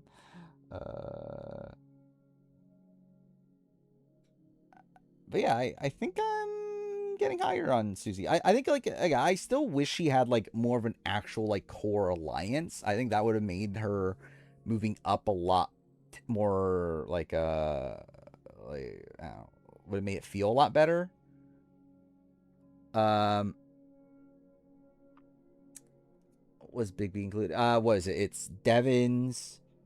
Like it's Taylor, Devins, Barrett, Kamu.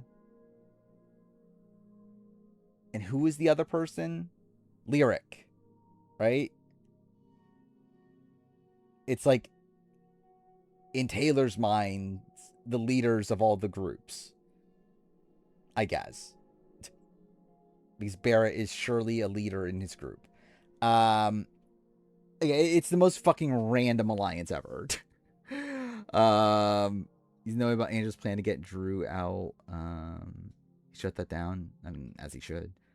Generally, like Devins is in a. I mean, we'll get to the power ranking tomorrow, but like, yeah, Devins is in a very, very good spot right now. All of the tether, yeah.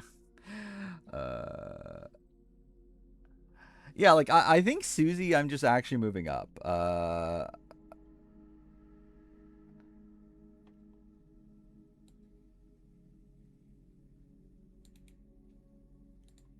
Like I think maybe I clowned on Susie too much when ranking this initially. I am debating what to do with Butch. I think Butch is one that like I think I can argue moving up because it's not like Butch was ever in any danger early on either.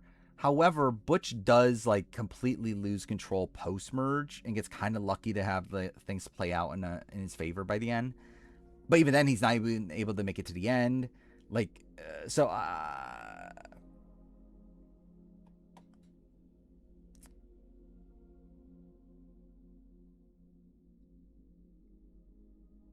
Yeah, I don't know. I think I could argue Butch a little higher, but I also don't feel like it's worth it.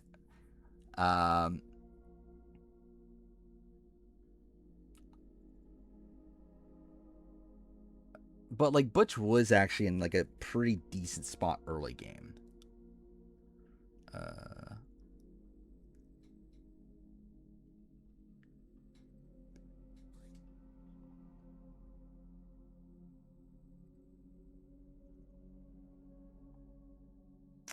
Yeah, maybe I do move him up.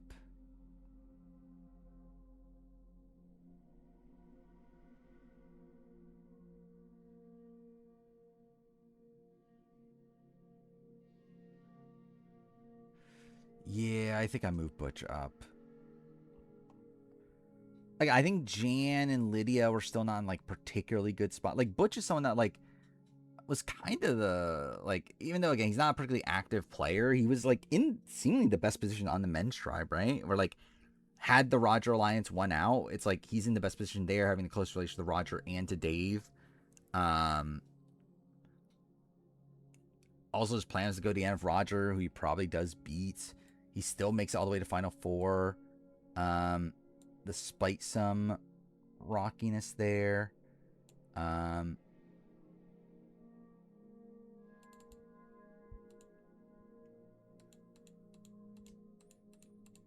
actually also considering Lydia. I don't know. Considering Lydia to get to the end of like near the end of so much win equity, I think the issues to be had is the fact that she was in seemingly a bit more danger early on.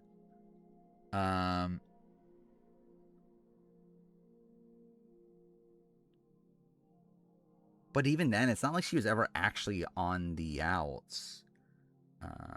And yeah, he did plan to go to the end with Matt, who he also would have beaten in the end game.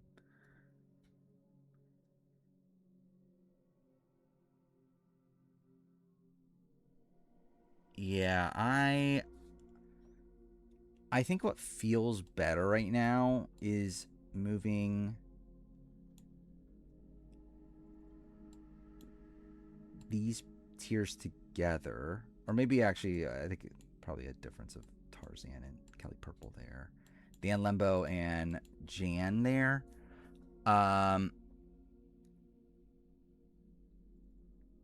So he's like, Jan didn't really have a path to the end either way, right? Like she would have had the win final immunity. Which I guess too far Butch didn't really have a path to the end, but I think Butch's like early game's better. And I guess Leah didn't have a path to the end either. I guess to be fair.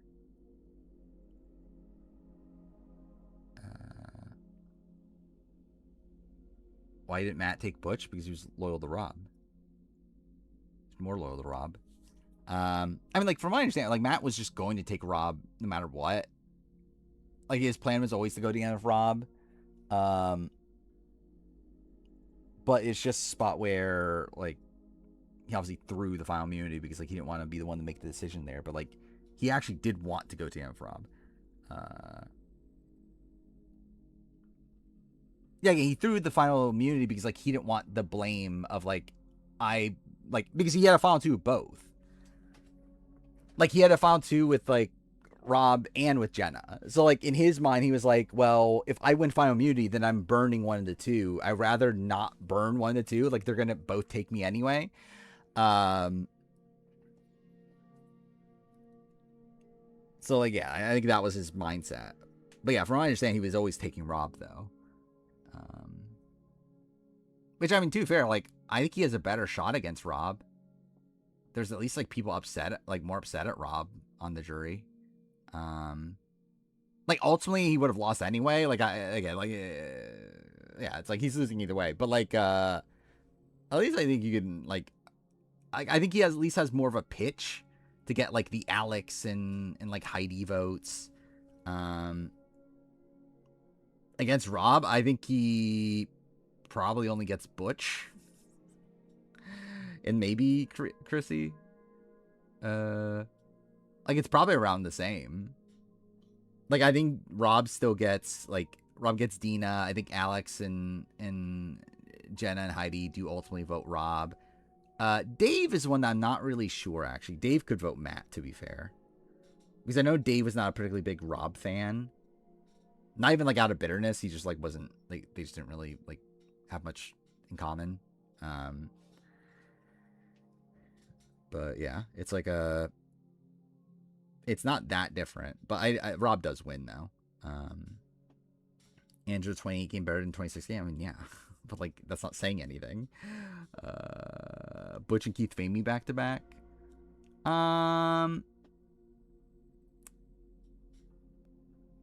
Maybe? I don't know. I feel like they're different, but, like, maybe it's enough to equal each other out. Because, like, I think Butch's early game is way better than Keith's, but I think Keith's end game is way better than Butch's. But then again, Butch had more win equity, even though he had no, like, actual path to the end.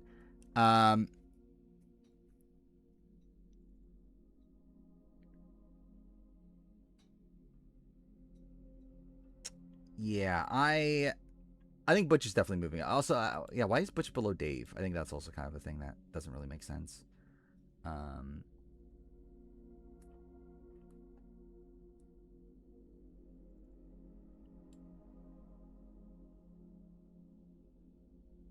I'm actually debating Dan Lembo right now, too, to be honest.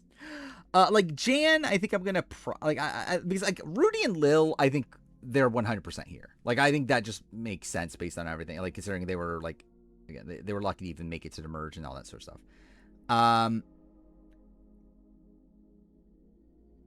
Like, Jan was the next to go, and, like, was never in a particularly good spot in her original tribe. So it's like...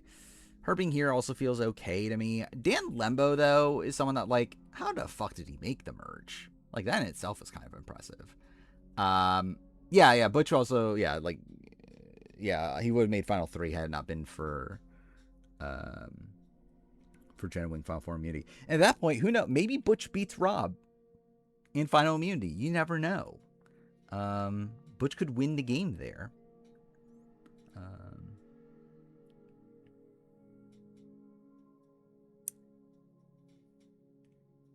Yeah, generally this is making me kind of reconsider some things here.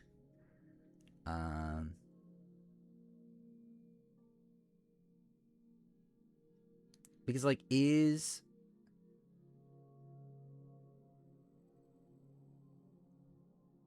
Okay, actually, no. I think, because I was saying, like, Purple Kelly is someone that's here. Like, Purple Kelly, I think, even though... Because like I think like part of me was like, okay, is she really that different from Kelly Sharbaugh? But I think the difference is that Purple Kelly was like blindsided like already by the time like she goes home. Like the round, like when Brenda goes home, I should say. So like she was already kind of out of like favor by that point, where like Kelly Sharbaugh gets like kind of like actually sniped out of the game. Tarzan though,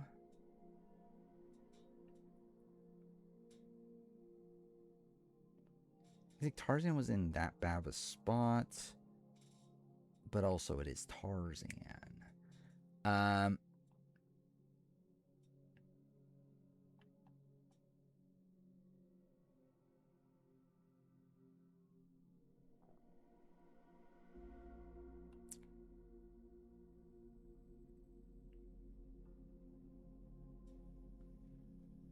Like maybe somewhere around here. I don't know. Do I really want to move Tarzan up that much?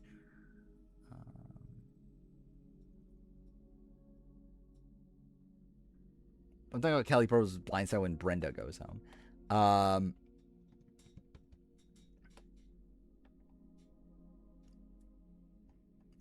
Yeah, imagine someone quits the game and then they leave saying I was blindsided. That'd be pretty funny. Yeah, I blindsided myself. I can't believe I quit the game.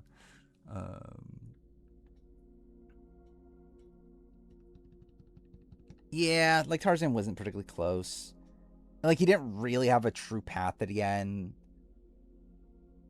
And like in the path that he did have to the end, it was him as a goat, right? So I think that's fair. And like I guess like Dan didn't have a path to the end either, but like he would have won if he had gotten to the end.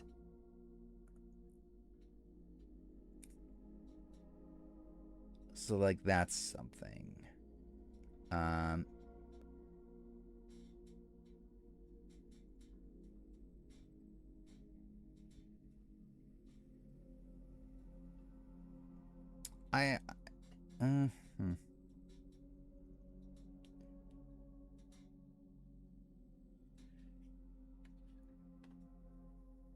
Yeah, I think I'm gonna go. I don't know. Dan's just so like in and out of the majority though. I think I'm just gonna do these two. And let's just move him here for now. I think this is like the bare minimum. Do I just go all the way towards the top? I guess they're just with Susie, right? Well, actually, I think there's a difference with that. Well, like I think Butch Susie kind of feels okay. Lydia might be a bit different. Like Lydia again just doesn't really have a path. Is the issue? Yeah, Dan was supposed to make Final Four. I guess that is fair with Dan. That Fabio not win final immunity, which I guess like is that different from a Butch then? He's like, yeah, he was meant to be in the final round. But I guess that's really what all these people are.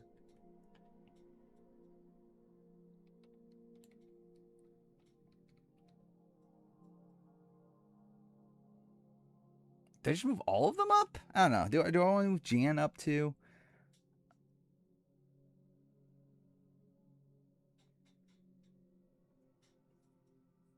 Maybe Dan wins the coin stacking and wins the game. Yeah, he probably does.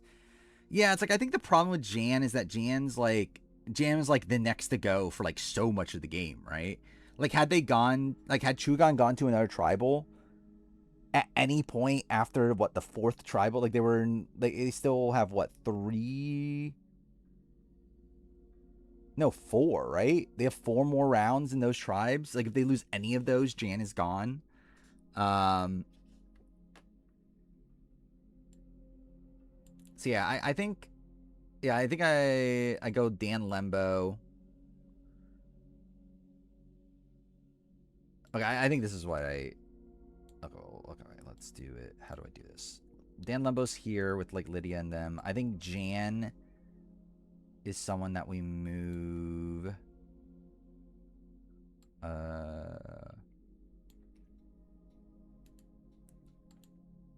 like as a worse Lil at this point. I think she's in that ballpark while we then move all these up.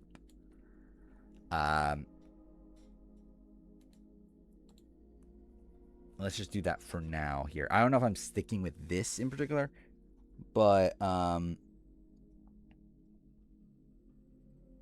actually, I think that there was also a point with Dan, though, that Dan would have made Final Four, but he also only would have made Final Four because of the double quit.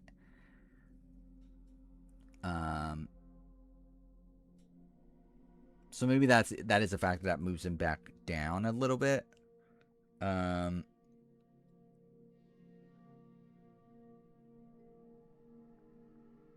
So yeah, I feel like maybe I retract the Dan one. I think that's a pretty major point against Dan. I don't know if it's enough. Okay, cool. Wait, yeah, let's just. I think I think I probably do leave actually Jan and Dan what they were. And okay, yep, hit the right button there.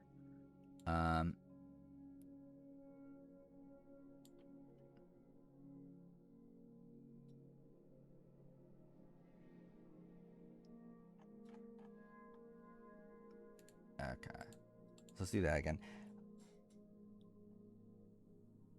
Dan's better than Jan, though. I think it's debatable at that point because, like, Dan, like, wasn't in the majority group for, like, the entire post-merge phase. Jan was, but I guess, like, obviously Jan got kind of lucky to be in the majority group where it's really just that they won challenges to do so. And then she was just like such like a goat that they're like, well, like go at, like not in the sense of like she can't win a jury vote, but go in the sense that she can't win challenges. That she's just like an easy, like dispendable person.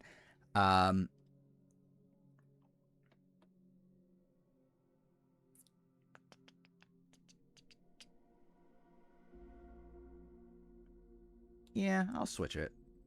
I generally don't feel that vested in either direction.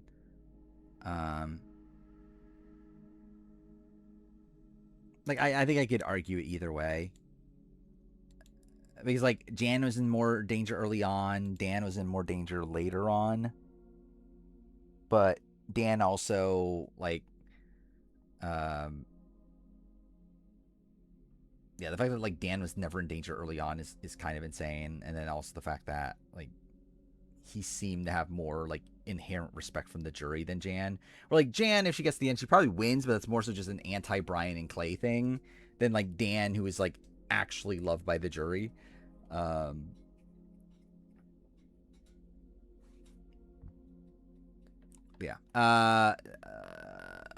Okay, I'm still trying to decide what I want to do with Lydia. Is this fair for Lydia?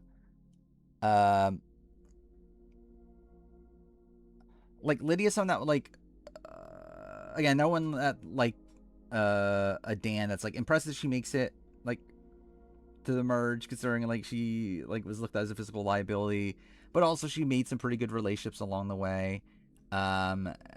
She technically votes in the majority in the entire game, even though she's not really part of the core for, like, a lot of the merge phase, but yeah, like, she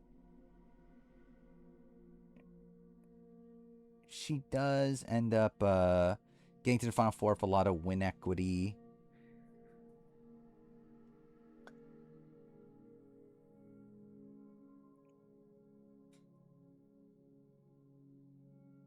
I don't know. I am still debating it. Like, I feel like Butch up here is perfectly fine. I think Lydia is one that I'm like,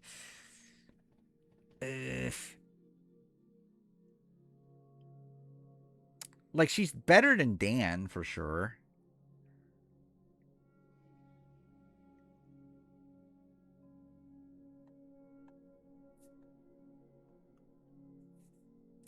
I don't know if there's like a better spot to leave her off at though.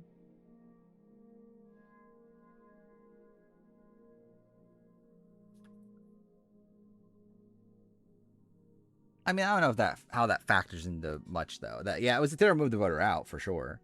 But like, I don't know if that's like is that a positive or a negative? It's like I don't feel like that's much of anything. Like, I guess negative in the sense that, like, they shouldn't have voted her out. And it's like kind of, and like I guess to be fair, it's like that comes down to like a failing in her bonding with Rafe. That she didn't have a good enough, like Danny just built a stronger relationship with Rafe.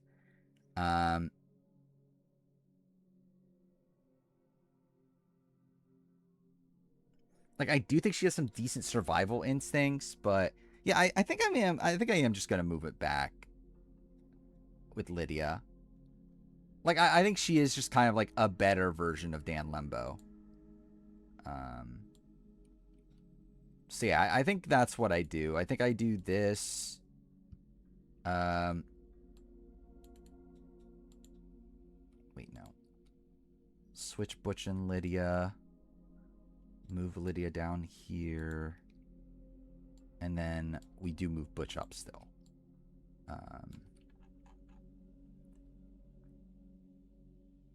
Yeah, because Butch and Susie are fairly... Okay, that did not cut the way I wanted it to.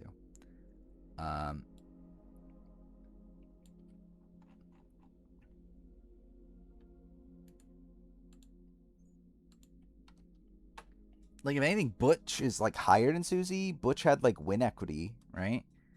Like, not a lot in the grand scheme of things, but, like, had a winning scenario by that point. Like, Susie can't win the game. But I guess, like, Susie's voting with the majority the entire time. Butch isn't, but... Yeah, I think I would lean Butch over Susie. I love how, like, all that was just a fucking deviation. Randy is too low. His and Gary's games are identical. That's probably fair-ish.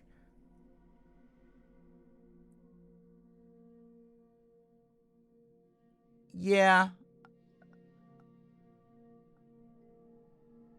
I think their games on paper are identical. I think the issue that I personally have with it is just the fact that Randy is Randy. But, like, yeah, I don't know if that should really affect this or not. I don't know. I mean, actually, no. I think there is also, like, there's a difference in the sense that I feel like with Gary, his...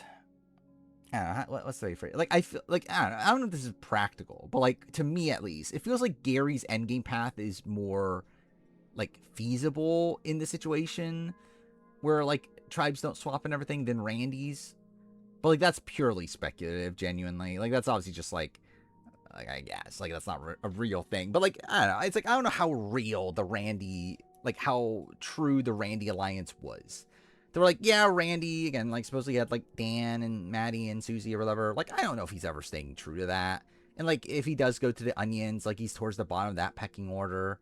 Where, like, Gary, I think there's, like, a more tangible group there of, like, Amy, Steph, Rafe that was together if, like, they don't end up, swapping. But yeah, it isn't much of a difference. It probably shouldn't be. Like, where's Gary on this? Like, he's a decent chunk higher, right? He's, like, all the way up there. So it's like, yeah, I don't know.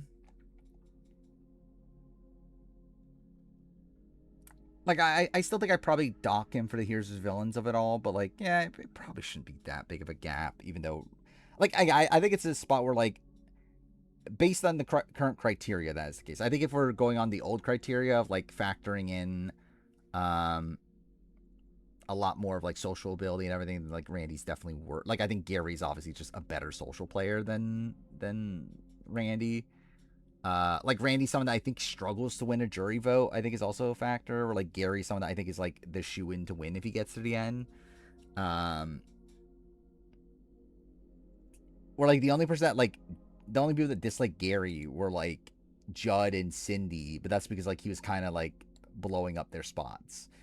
Or, like, pretty much everyone else, like, loved Gary and really respected him. Where, like, with Randy, it's, like, what, almost everyone that casts, like, especially of the opposition, like, either hated him or, like, had major, like even, like, him and Maddie had, like, fights at points. So it's, like, I don't know.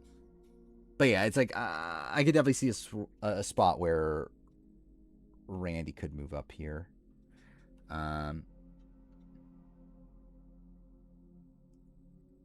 at the merge, people wanted to take it to the end. Yeah, I guess. I mean, so like post Marcus vote out, it's like, yeah, the top 3 at that point were what, Charlie, Randy, Corinne, right? That's like, I think that's kind of him lucky into that position more than anything, though. Like, I don't know if Randy ever intended on like turning on Marcus. But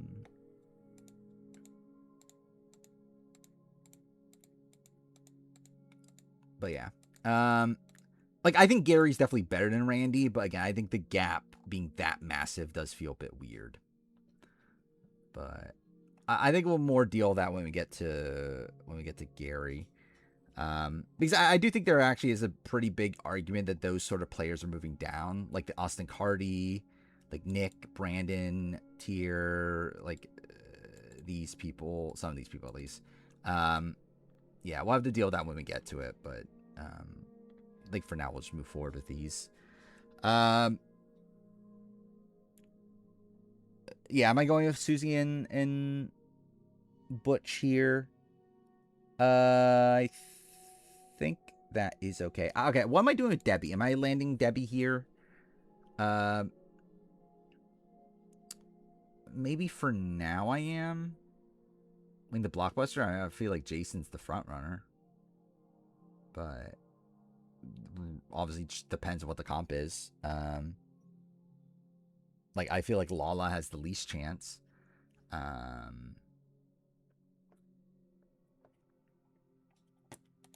anyway.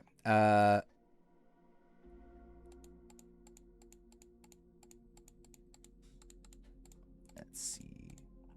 Like, I feel like Randy might be closer to, like, these people, maybe. But also, I feel like these people might move down. How do I want to deal with this? So, like,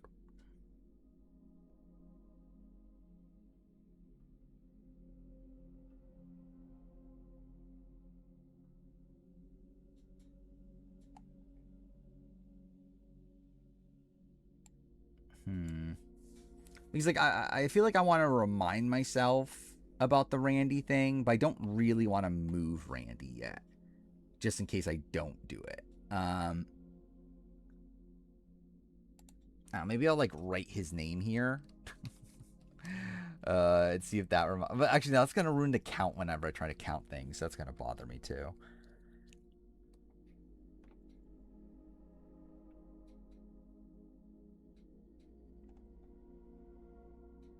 Randy also gets swap screen and finds his people. Yeah, that's the thing. And that was the right kind of part of the calculus, though, of why he was even here, though.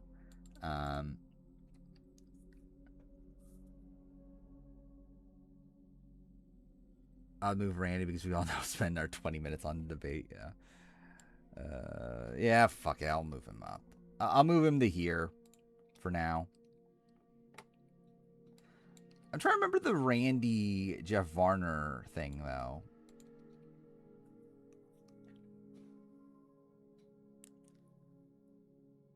I guess, like, Randy... Yeah, whatever. It's fine. We'll leave Jeff Varner where he is.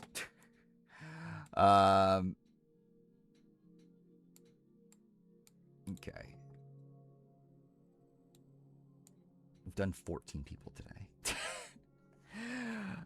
Maybe your Vivor's right. Maybe I won't get 15 people done today. Anyway. Yeah, I think we're just moving on to these people. We got... So ranking... Let's just rank these people first. I think Dean is the worst. Largely based on the fact that he needed an idol in the pre-merge to even get to that point. Like, yeah, like, I think that's the worst of these. Sue is the only one that, like, naturally gets to the end, even though, like, it's a rockier path there. Like, Kara K...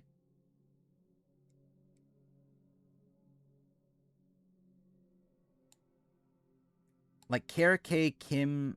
So, Kara K and Keith.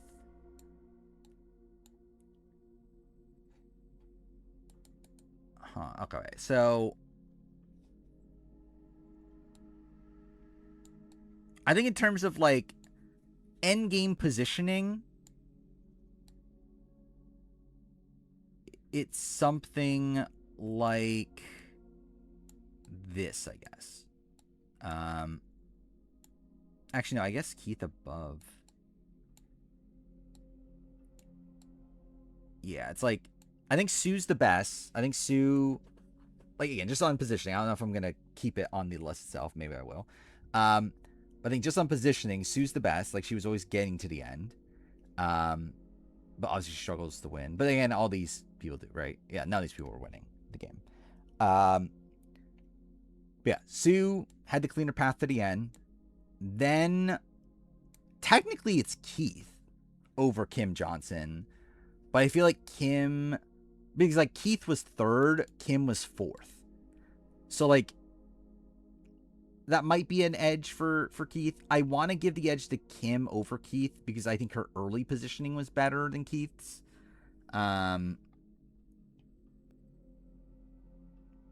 Which, yeah, I think I'll probably stick with that. Then Kara Kay also was like fourth in the pecking order. So I think she's next. Then Jacqueline was going to be the fifth placer until she got saved. And even before that, her game's like very rocky. Like her game starts off really bad, and she only like, actually, if anything, I think I could actually maybe even argue her below Dean because like she was like greatly benefited from having John in the game, like having like it's like her game's complete shit until she gets with John. She had a winning scenario, but she was never taking it. I think is the issue. And I guess to be fair, like she didn't have the opportunity to take it anyway. But yeah. That is fair that she has the, like, out of these people, she has the most win equity. For sure. Like she's the only person here that could theoretically win by the time of the end game. But I also think her game is just worse though.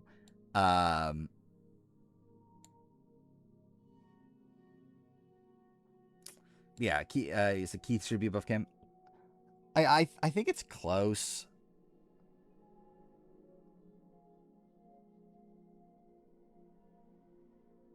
Yeah, fuck it. I'll do it. Especially considering Kim shouldn't even like I guess to whoever we don't know, but like obviously the Final Four challenge was fucked, and who knows? Maybe she just loses there anyway. It would have been amazing if she voted. I don't know if amazing because obviously Nat winning is the best result for that season, and that was such a badass move from Nat. But also, would have been an epic move from Jacqueline though. To have Nat play the idol on her just to snipe Nat out of the game.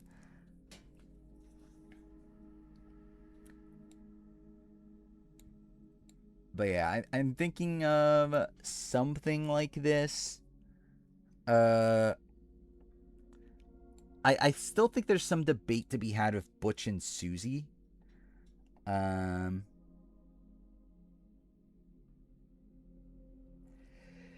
Where exactly they land. Because like they were technically like Butch was third, Susie was fourth, right? So like they're technically in better spots than like Dean. Okay, cool. Like Dean and Jacqueline.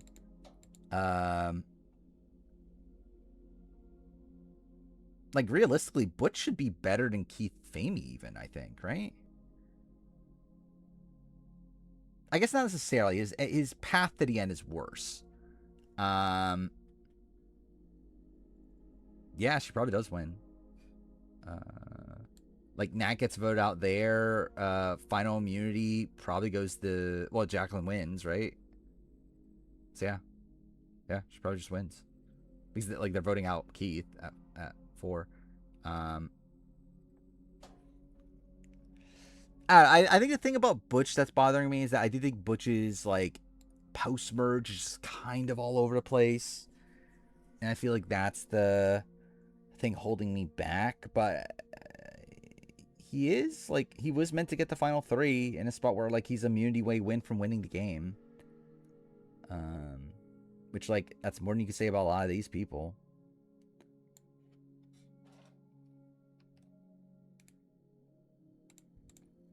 So I think I'm gonna do it. I actually even think, like, is there an argument he's better than Susmei? Like, Susmei had no winning scenario. Butch had a winning scenario. Obviously, like, Sue was more locked in to get to Final 3. But yeah, I think... Don't know why stream was struggling there, but yeah, either way. I think Butch there. Does make sense to me. Susie... Susie's interesting. I think like around this ballpark, Kim and Kara K, is kind of what I'm thinking for Susie here. Like she was 4th. I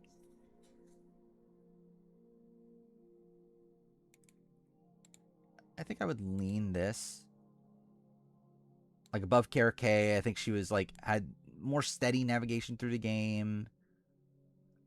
Like at least got jury votes. Sam, Andy, Teeny, if not for Rachel's Idol. I think they were gonna take Sue. Like I think like no matter what, they all knew how big of a goat Sue was. So we're like, I think they were just taking Sue. But again, that's because of how much of a goat she was and how much everyone knew she was a goat. This rank would be like 80% propping up a bunch of random ass people. That's literally what this is. That's literally what this ranking is. Like that's what this always has been.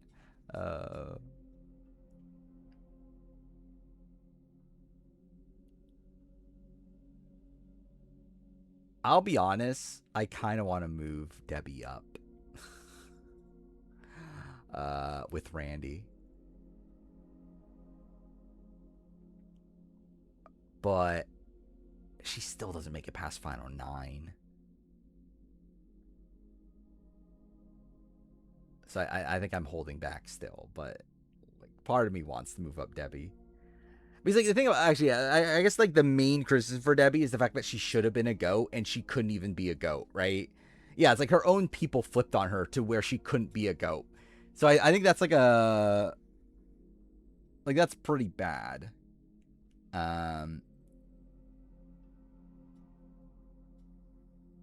Yeah, I think that... Okay, I think that settles it. I think she's here below the GOATs.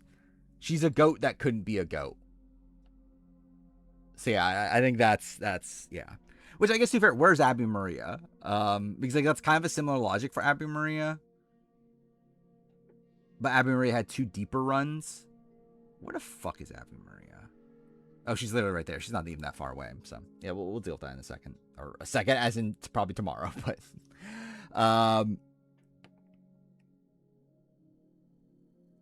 yeah, I think this is a good good layout at this point.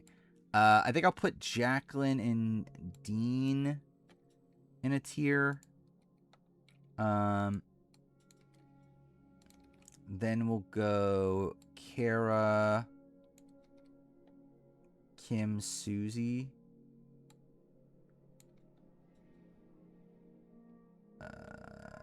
This one here. Susie. There. Kara K here, and then we'll go Butch, Sue, Keith. And that's all based around like their their number in the pecking order, I guess. Okay. So I got that. So how many people have we gone through tonight? We've gone through 20 people. There we go. That's minor progress. How far in the stream am I? I'm like 2.5 hours, right? Yeah.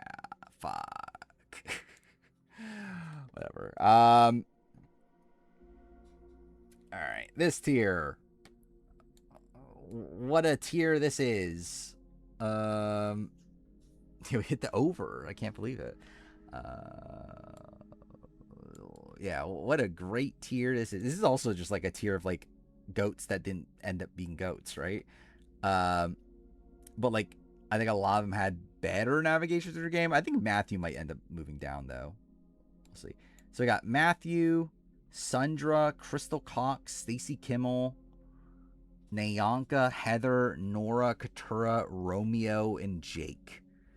Again, what iconic fucking, how many people is this? 10 people. I think my goal for tonight would be to get to here. I think if we can get through this tier here, I'll be pretty satisfied, I guess. That means we got through, what, 36 people? Like, that's in line with previous nights.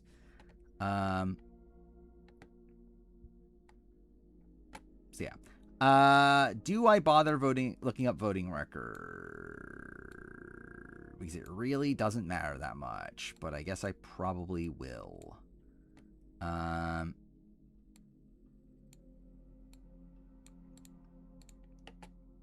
Okay, so we got math. Okay, cool. Wrong thing.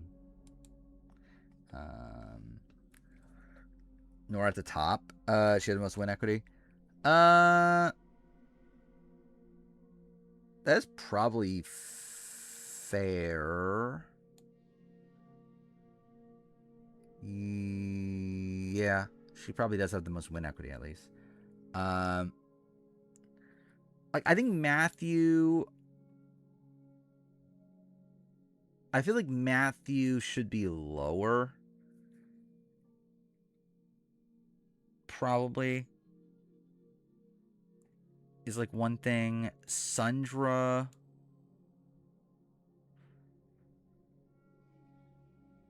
Sundra would have been third had it not been for Ozzy winning immunity, so maybe she's fine. Crystal. Does Matthew win against Christy? I don't believe so, but I'm not like 100% on that. Like, I think it probably would come down to, like, if anyone believe, like, I actually don't even remember, like, Matthew's final tribal. How'd he do in final tribal? Like, did he, like, talk up a game? I generally don't even remember anymore. Like, how Matthew's final tribal went. But, like, I feel like that might play a factor in that spot. Between him and Chrissy. Because I feel like it would be a spot where, like, they don't respect Matthew, but, like, maybe if he's able to sell his game, they would, like, give it to him. I don't know. Because, like, it's not like they liked either. Sandra willing to vote out Ozzy at 4 is bad if she assumed it was a final 2. That's fair. Yeah. I mean, the problem is that she loses to every... Like, the problem is that she needs to get to the end of Becky, right? So, like, I don't know. I think it's a fair thing to call out, but ultimately it's like... I think it's... She probably would have made the right... I think the right move is to take out Ozzy. Because, like, Ozzy's more likely to win final immunity. You need both Ozzy and Yul out. You can't take out Yul at 4. So, I think the only move she had was to vote out Ozzy at 4. And then just hope that she wins final immunity and votes out Yul. Which I don't even know if that's what she was doing. Like, probably. That probably was what she was doing, but I don't know if we have confirmation that's what she was doing.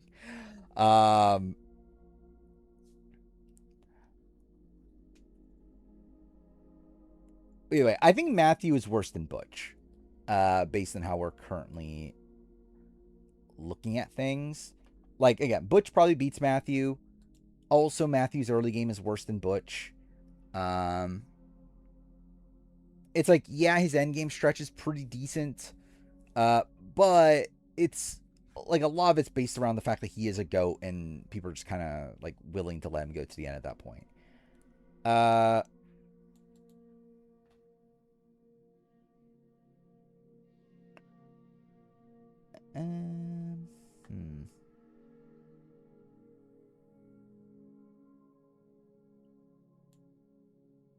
not sure where exactly to put him though.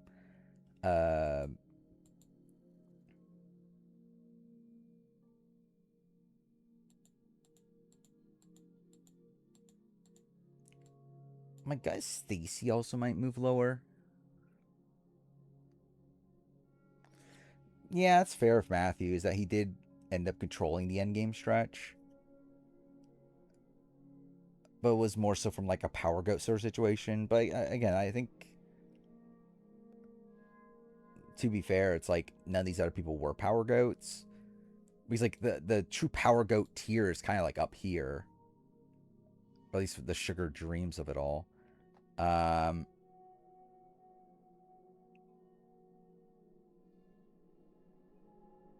then I think Matthew is in a much more precarious spot through the beginning of the game, which is why he's lower. But like,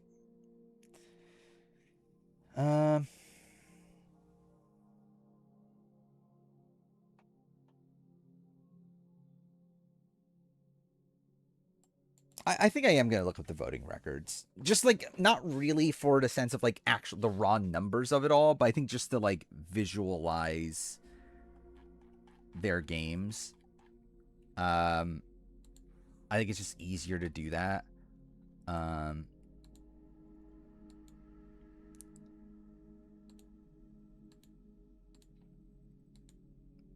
what, 21, 41, 39. And then 42 and 45.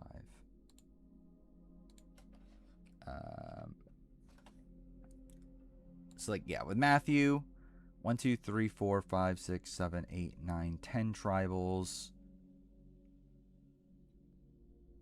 And he's on the outs of none, theoretically. Oh, no, 1. But again, that's kind of the thing that's like, yeah, it's like, it's a perfect voting record, but it's actually like not, like he was in that good of a spot outside that. Or like, in terms of like his position in the game, like he was pretty much like the next to go. Like he was the next to go here. He was probably next to go here to, like if they went to another tribal in this formation, Matthew probably gets voted out there. Like this is a spot where like he was being talked about as a target. He was the initial target during this round until Dina blows up her game. And then it's like this stretch where, I mean, even here, like he's technically the target, but like after that, that's when he's like kind of the power goat.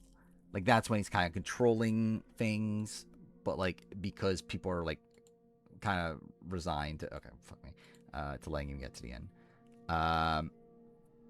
Vince make top 10 new era players? My guess would be no, but I don't know.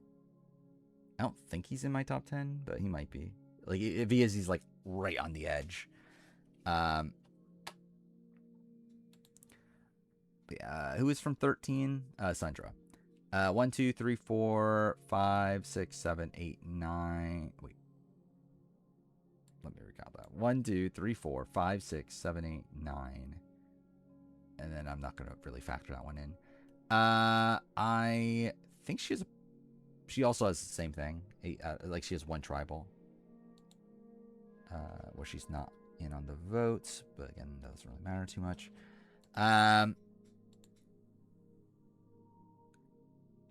Like it's a spot where like I think Sundra's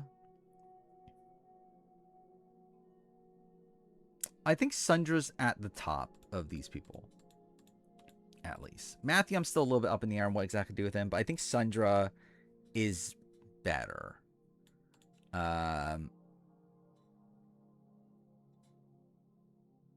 Basically, I do think ultimately the move was to vote out Ozzy.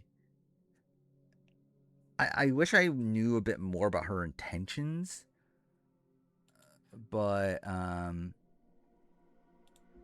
like, she is someone that, like, was initially on the outs, but was able to get in with, like, Yule and Becky. Like, I think there's... and, like, she was controlling her original tribe as well. It's like, I think there's some decent play there. Who am I looking for here?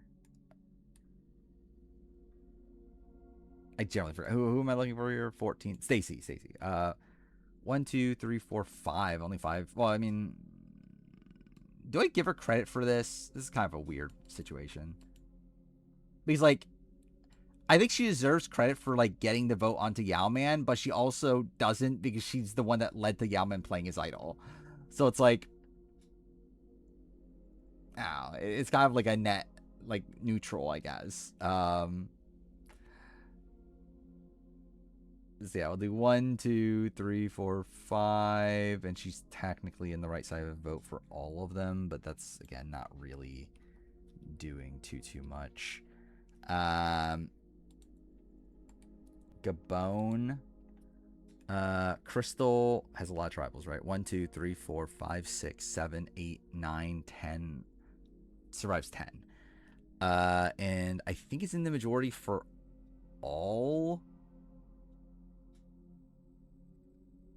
Yeah, even though, again, like, it's still like a weird spot where, like, she obviously didn't want GC to go, but, like, she kind of had to. Like, this is just a weird vote in general. But it is technically a clean 10 out of 10.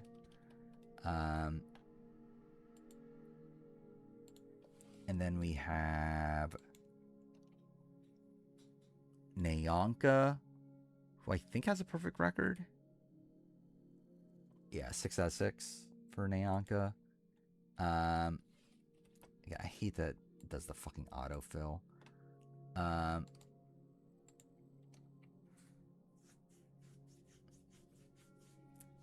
Stacy was supposed to make Final Four. I mean, like, if the idol doesn't, like, if Yao-Man doesn't play his idol, then yeah.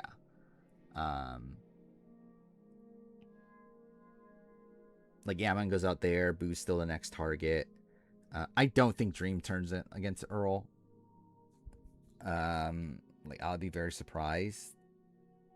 But yeah.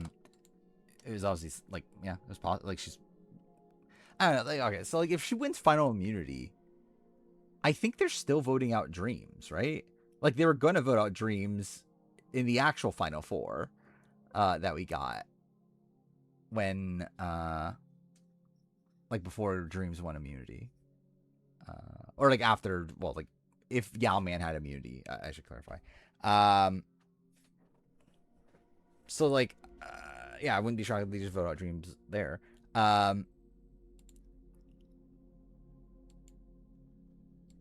Wait, no, I already did this one. I'm done. That's why. 41? Who was I looking for 41? Heather? Is that who it was? Yeah, Heather. 1, 2, 3, 4, 5, 6, 7, 8. 8 tribals. He's on the right side for all? Yeah, all. Good for Heather, I guess. Dude, again, I fucking hate that. That's auto color. We got Nora here. I think Nora's is more rocky, but maybe not. 1. I'll count that. 2, 3, 4, 5, 6, 7, 8, 9, 10. 10 tribals.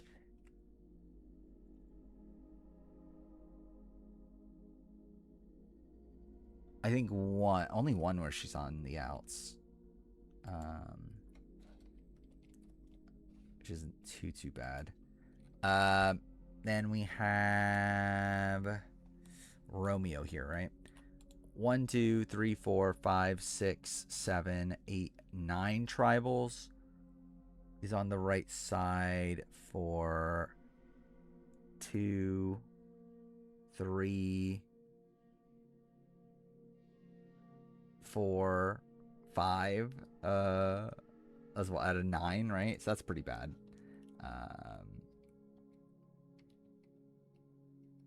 Oh, yeah, that was because of the idol. And she didn't even know the idol was there, right? So I'll knock her down 1. Oh, wait, this is the wrong person. Then we got Katura and we got Jake. Katura. 1, 2, 3.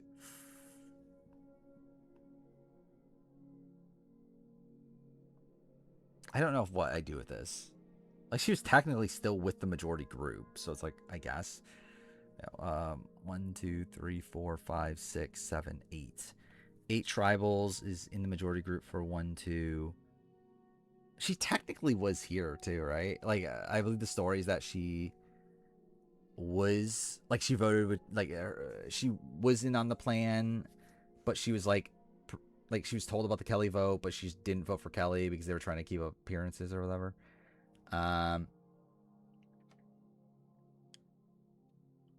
Udine Austin 1 out of 4. I believe Katura. But also, like, I don't know if it really mattered that much. But, like, I believe they rather have had Jake, right? I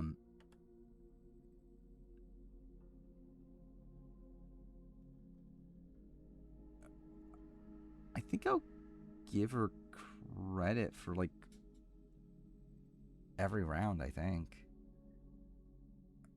But again, it doesn't really matter. Like, yeah. And then Jake is going to be a mess. 1, 2, 3, 4, 5, 6, 7, 8 tribals also is in the majority for 1, 2, 3, 4, technically, 5. I thought it was worse, actually. Generally, I thought it was worse, but either way, 5 out of 8. All right, I think what this is feeling is, like, I think Romeo and Romeo and Jake feel like a little grouping there.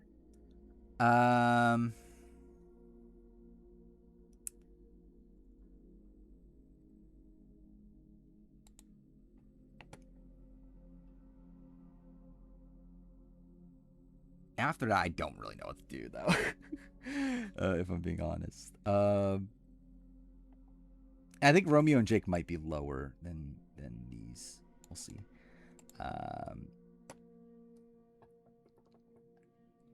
Like Crystal. Like Crystal's just a bit different. He's like, she was a GOAT at the end, but also she goes to so many tribals. She's like in the majority for so much of the game.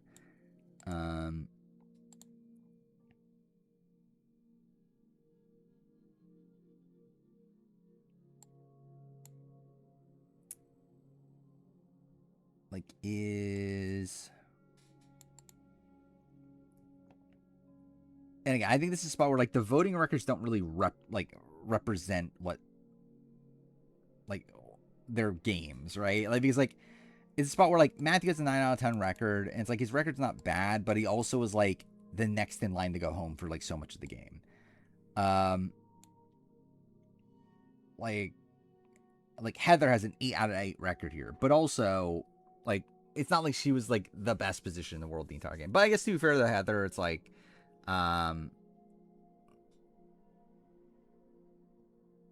like even though like, I guess like to be fair, she's not actually that badly positioned.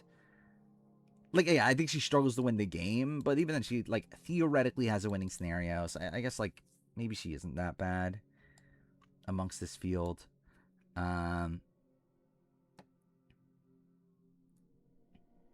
Like Katura, I think has some like impressive work getting in with the people like of the majority, but she ultimately like fails to make the right moves.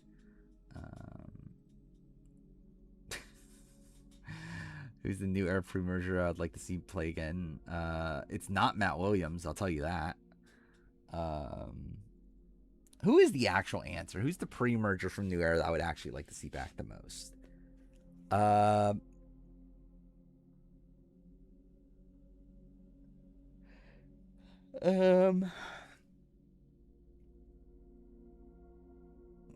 don't know, maybe Brad Reese. I don't know. I don't really have like one that I'm like, I definitely want to see this person back. Like, I would be opposed to like a JD return. I mean, Justin's too boring. I mean, maybe not though. To be fair, Justin, like, if he brings what he was bringing on Twitter, maybe he would be okay. Like maybe Zach Wartenberger. Oh yeah, actually Thomas is pretty good. Yeah, Jelinski could be fun. Wow. Either way. Yeah, why am I doing this? Stacy is also a person that exists. Stacy. like, how do I even break these people down? I think is the issue. So, like, I feel like Romeo and Jake being at the bottom of this feels okay to me. Actually, let's make some room here because I think I'm gonna need it. Let's do.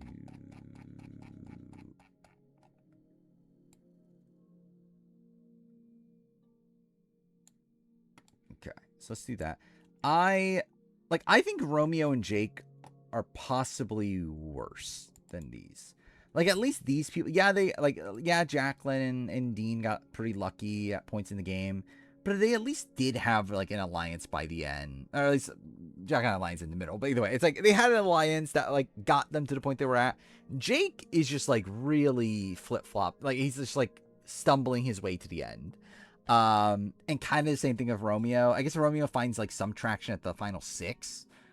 But it's like, both of them are just, like, how the fuck did they even get there? And I guess to be fair to Romeo has a good early game to back that up, but the post merge is just such a disaster.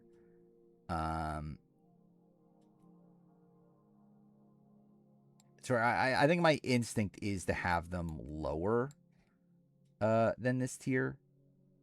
It's like, I think above Debbie, where, like, I think Debbie is, again, kind of this person that, like, was such a big goat but couldn't even be a goat. Like, these people actually end up being goats, but, like, we're just very lucky to be in the spots to be goats.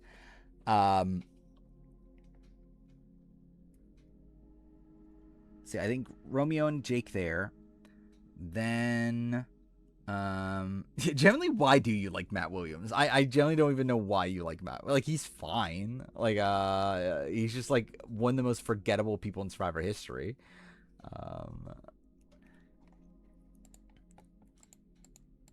Like, generally, if you did a poll right now, like, if you polled, like, most Survivor fans of, like, name make him name every Survivor player. Like, I feel like Matt Williams is amongst, like, the bottom 10 of most answered people. He's a likable guy. He's funny. Is he? I don't actually. I feel like his preseason interview is pretty good, if I remember right. Like, I thought he came off as likable at least. Yeah. Also, yeah, probably the most generic name. Yeah, so, like, looking at the rest of these, like, they're all people that viably could have been goats. I think Stacy, though, obviously is one that, like, wasn't even going to be a goat necessarily. Like, she didn't really have a path to 3. Like, she would have had to win out. So, like, I feel like best she can be is probably, like, in this range, like, probably, like, here.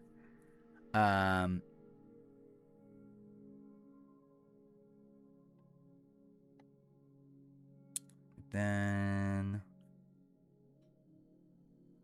like, I think Nora is just a better Susmay, right? And, like, I guess Heather too, probably. Like, they're, like, better Susmays. Yeah,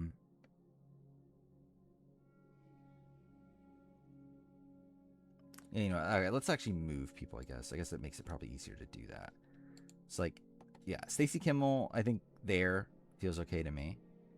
Like, again, was lined up to be 4th place, but couldn't even get to 4th place. Where, like Jacqueline was supposed to be booted in 5th, Dean was supposed to be pre-merged, so it's like, yeah.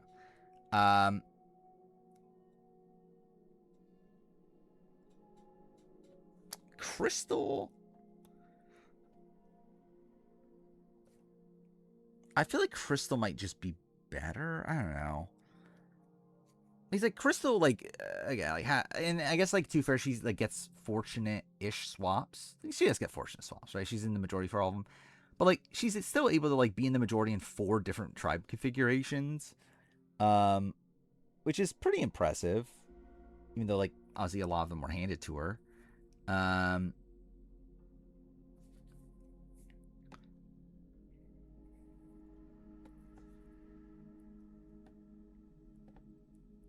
like, what do I do with Katura?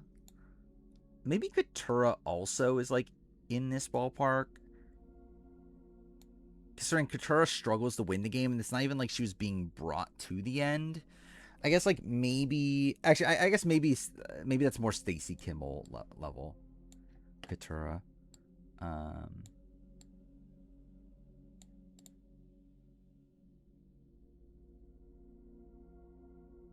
I guess with, maybe I give the edge to Stacy, though. Stacy, like, again, theoretically could win against Dreams Cassandra. Katura, I don't think can win a Final 3 situation on the season. Especially by the end game. Oh, yeah, I forgot about that. Yeah, that is the thing. Matt Williams versus Sandra.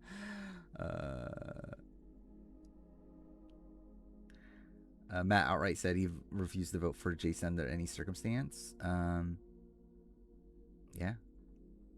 I mean, maybe it's because Jason's not... maybe it's because Matt's not that good of a player. Shocking, I know.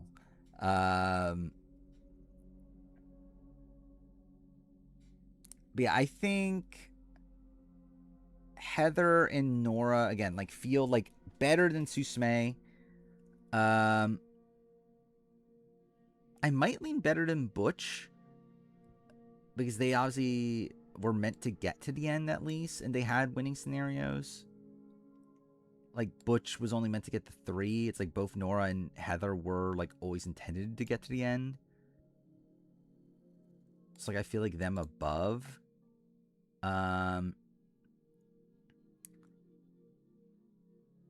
Nayanka is a bit tough. I think Nayanka feels better than Crystal, I think. Because, like, Nayanka likely does make it to the end, where, like, Crystal couldn't get to the end by the end. I'm gonna make a list of shows to keep up with. Maybe. I probably should. Was Nora meant to get to the end? Actually, I guess to be fair, if Dan Spilo didn't get ejected, then yeah, I guess Nora wasn't meant to get to the end, was she? Kind of forgot about that fact of it.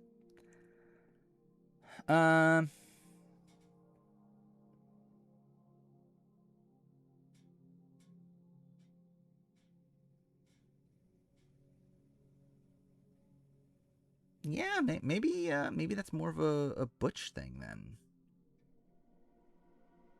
And, like, maybe that means Butch is above Nora.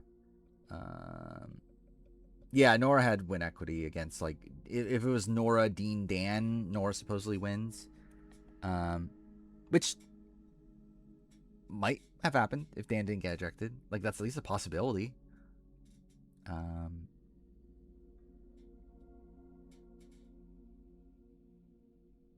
But she would have had to win final immunity or fire ranking in that spot, though.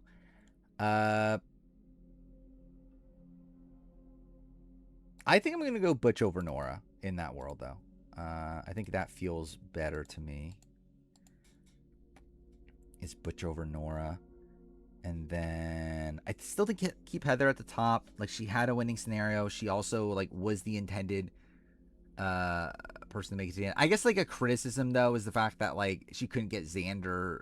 And I guess that's the criticism of Heather in general, is, like, she never turns on Erica. Why did the jury respect Dean? I mean, he's DK chillin'. So... AniTuber? Is that like anime YouTuber? I mean, I don't know if I've ever really talked about this extensively. I think at this point, I'm pretty resigned to the fact that I'm just the reality TV guy. Where, like, I obviously so much of the channel had been me trying to not be the reality TV guy. Like, I literally started the channel, like, it was supposed to be, like, it's just me. Like, it's just like, okay, this is just what I want to talk about. I'm just going to talk about anything I want to talk about.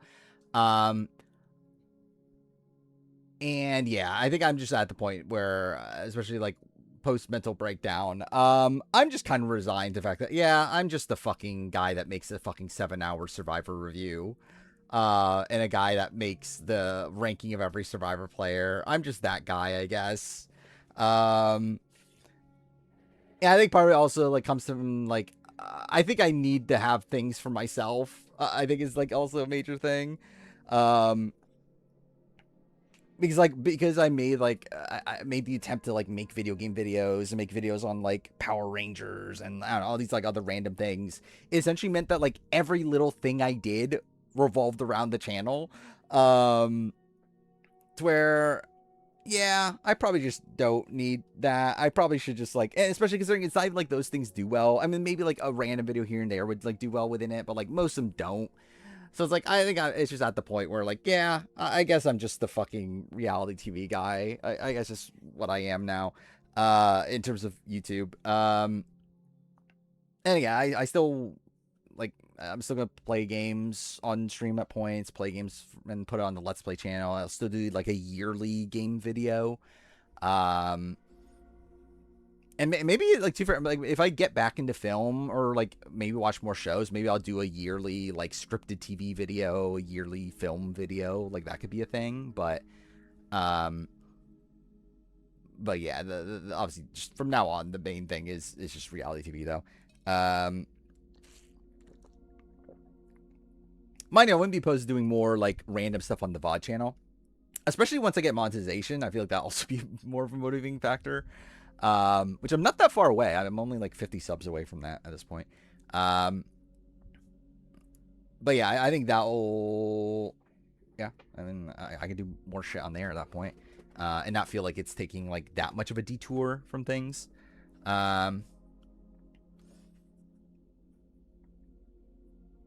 Yeah, it's just that I think the problem is that streams are just so unfocused.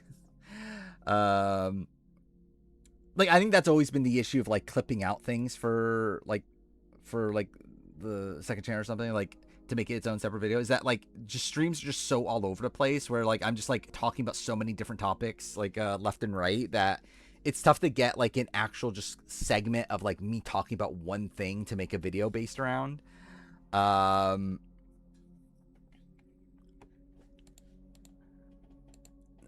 Yeah, because like ideally, yeah, that would be the case. I'm able to like just talk about like one topic for like 10 minutes, and that becomes like an easy video to put up on the VOD channel. But like the problem is that like I'm like, within a 10-minute span, I probably talk about like 15 different topics.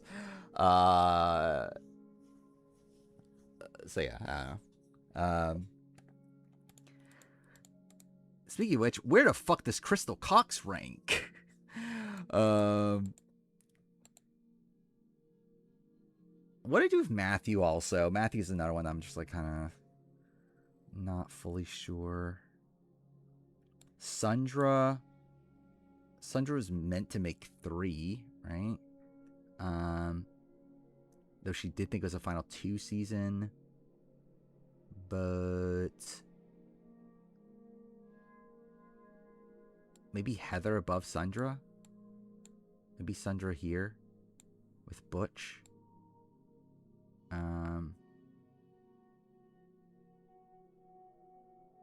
I would lean above Butch. I think that feels okay. Yeah, Nyanka, Crystal, Matthew.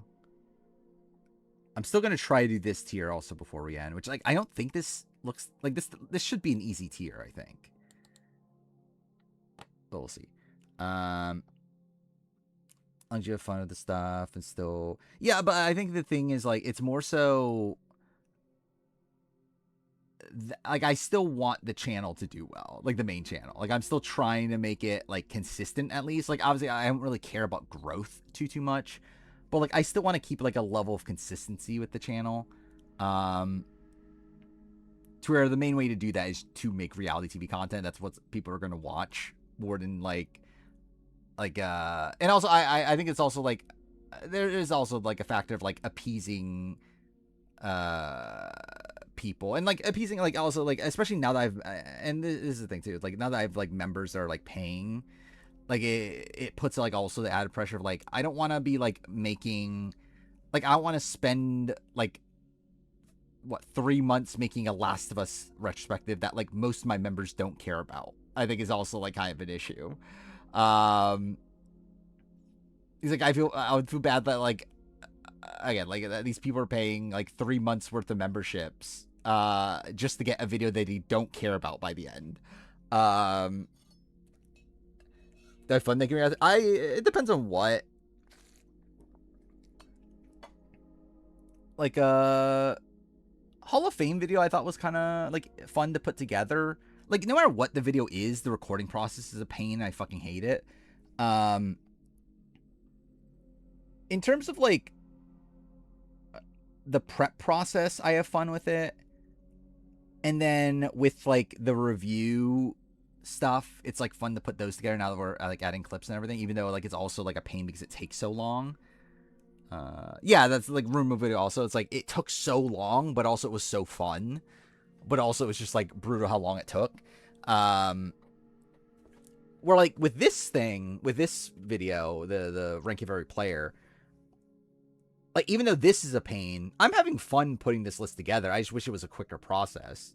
But like the actual making of the video will be pain. Like that will be annoying. Where the recording process can be brutal. I'm really not looking forward to that.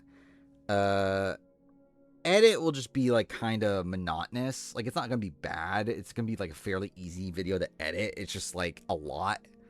Like a lot of audio to go through, but like it's like not a complex video. And then is there a then? No, that's just it. I'm actually it's gonna be annoying, but like I'm actually like interested in making the thumbnail. Like that's actually the thing I'm actually the most looking forward to after making the list is making the thumbnail, just because I'm just interested in seeing myself what it looks like all the different thumbnails, but especially the one that has like every single player on it, which I am gonna make a higher res version of it too. Because like last time the Big Brother one, I only did the like lower res one that's for the actual thumbnail. This time I'm actually gonna make like a pretty high res one, just for my own sake, like just for me to have it. But like I don't think I'm gonna be like I don't think I could use it, but like I just want to have it. Troll toward the thumbnail. I don't think I am for this one. I think this video is too serious. Like generally, this is like kind of this feels like the culmination of the channel. Not in the sense that it's the end of the channel, but this feels like the biggest thing I'm gonna do for the channel. Like this is the biggest project I'm ever gonna do for a channel, genuinely. Like this is gonna be like a 20-hour video. Am I ever gonna do another 20-hour? And like obviously it's gonna be split up into parts or whatever, but like it's like essentially one big like 20-hour video. To where like I think this is like this is gonna be a pretty straightforward video. Like I'm not gonna be inserting jokes or whatever. Like this is essentially like the definitive ranking video I'm ever gonna do. So yeah, I'm playing this one pretty straight. Yeah, I'll do an all parts video. I don't know how it's gonna work. But I'm gonna try. I'll see if YouTube allows me to. I don't stand when I stream anymore. I stopped after there was one stream. I remember I was playing Killer Sudoku. I felt like fainting when playing Killer. Like it was like 5 hours in the stream, and I was playing Killer Sudoku at the very end of the stream, and I literally was like about to faint. So I'm like, yeah, I just probably shouldn't stand for fucking 5 hours and like being dehydrated because I'm probably not drinking enough and all that sort of shit. Also the fucking headset on my head, that's like probably also too tight on my head also is probably a thing. Either way. But yeah, now I have a like a sitting desk thing. It's like it has wheels and everything. It's like, yeah. Yeah, I thought about that, about getting a treadmill and that sort of thing. But I don't know. I just don't care enough, genuinely. Does anyone know that website where it shows Jeff's favorites and cool stats like that? I don't. Then if Gabler was in Matt's spot in the swap, he would be cooked? Probably, yeah. Dang it, I don't think, like, Gabler's gonna do what Matt did, though. So, like, I don't know, maybe there's more of a chance he blends in.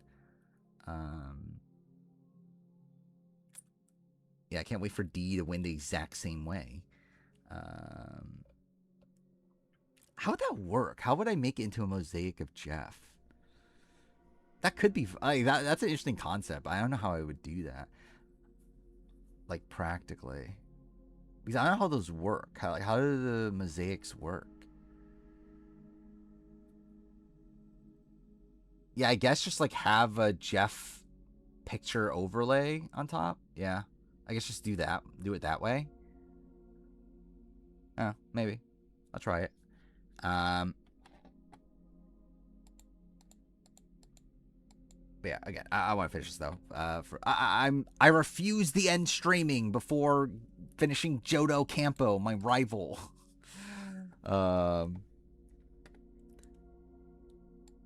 Yeah, what am I doing, Crystal Clocks?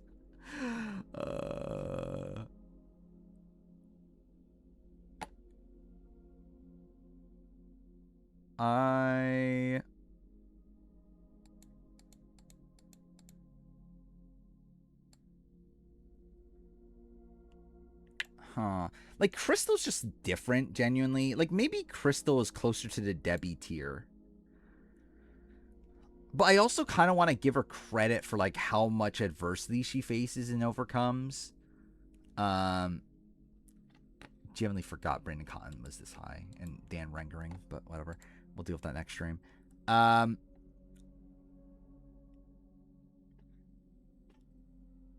Yeah, it's like, I do want to give her credit.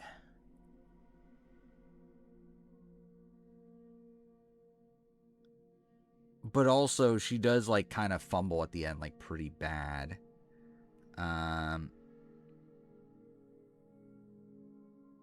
Jeff's face might, yeah. Yeah, we need to make sure Jeff... to be fair, that's very Jeff of... that's a very, like, Survivor thing to do, to put fucking Jeff's face over everyone. Dude, imagine I make the thumbnail and it's literally just Jeff, actually. Like, I don't even bother to put the Survivor players. It's literally just, like, 751 Jeffs. Like, that would be kind of funny.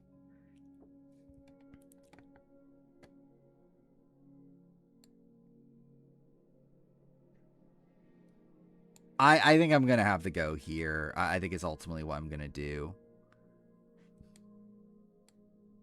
Because, like... Is that different from, like, the Elaine and Brandon tier? I guess, like, Elaine in particular. Like, is Crystal Cox really that much better than Elaine? Actually, is Crystal Cox even better than Elaine? I guess, like, the argument, like...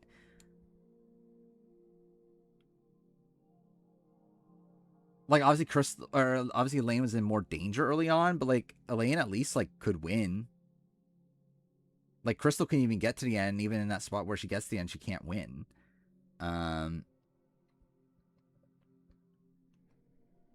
So...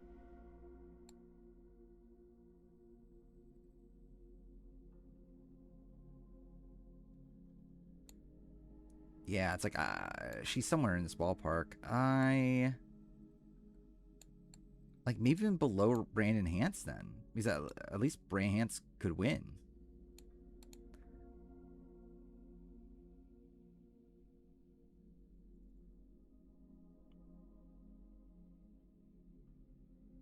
Yeah, I think I'm going to do something like this. I think it actually makes sense to put her, like, a spot above Varner in particular. What am I doing with Debbie? Because of no wing snares? I don't think so. Like, who does she... Like, what's the final 3 that she wins? Like, even the final 2, I'm not even sure if she wins. Like, even, like, Susie... Or, not Susie, even Sugar versus Crystal. It's like, I don't even know if Crystal wins that.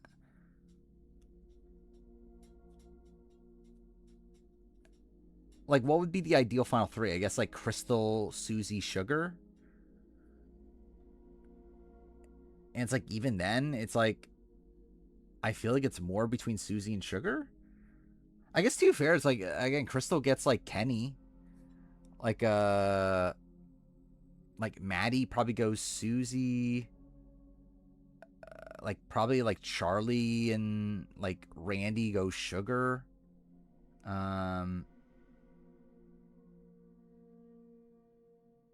Like, Bob probably goes Sugar. It's like, I don't know. Again, the season's just kind of fucked.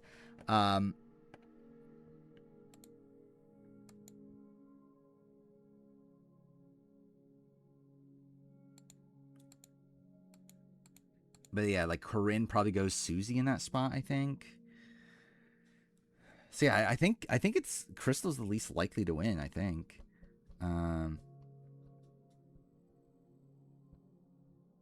Title would have been stripped from her. That is true. That's just how that works. How dare her use steroids on Survivor? Dude, I love, like, the first instinct that when I said that was like what if Jeff Probst sang the song, the Glasses song, but said steroids instead? Like, what do you do when you use steroids on Survivor?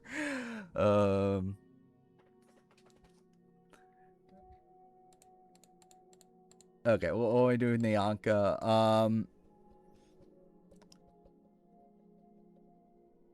Is Nyanka, like, okay, so Nyanka is one that, like, how much do I dock her for quitting? I think is my thing of Nyanka. Where if I do, like, knock her as a player for quitting, I put her here, I think. If I don't, she's, like, again, probably just somewhere up here.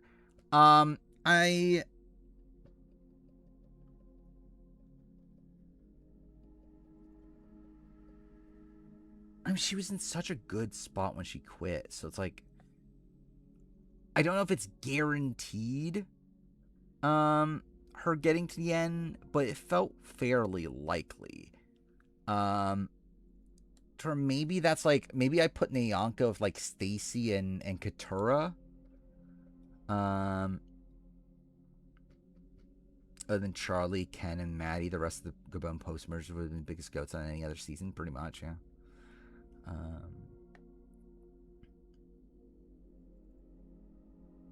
Yeah, I think I'm leaning in this ballpark.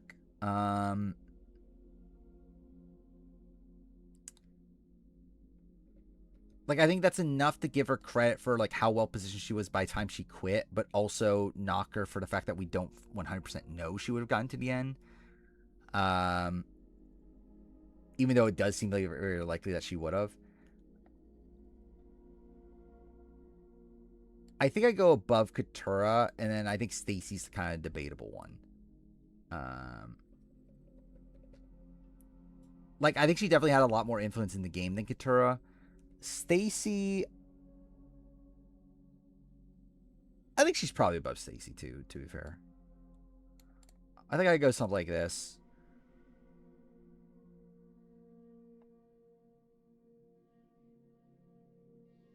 Then again, Kara K. Kara K.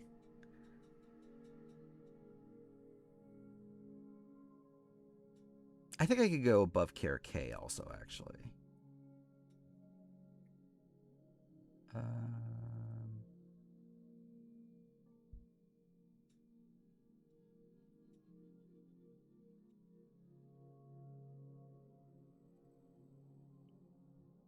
If Nyanka didn't quit, she'd be a 3-time player by now, probably.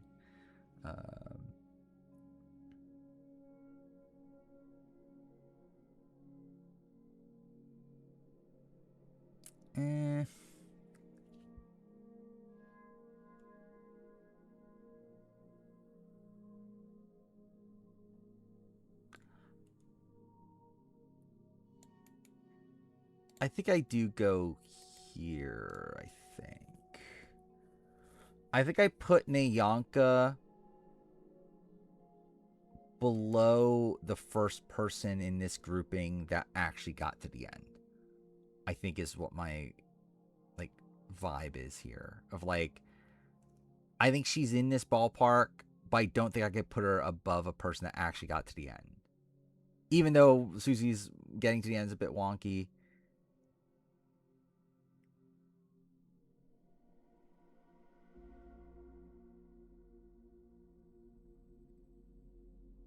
Nah, actually, no, I think I'll put her below Kira K. I don't think there's that much of a difference, is there? It's just the fact that, like, Kim and Susie were successful, Kira wasn't. But, like, they were all in the same spot. I think it's kind of ridiculous to not have...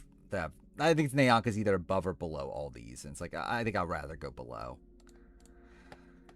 And then we got Matthew, who, again, is one I think you could argue either way. Fuck me, it's 4 a.m. By the way, we'll still be here tomorrow for a normal stream. Thank God.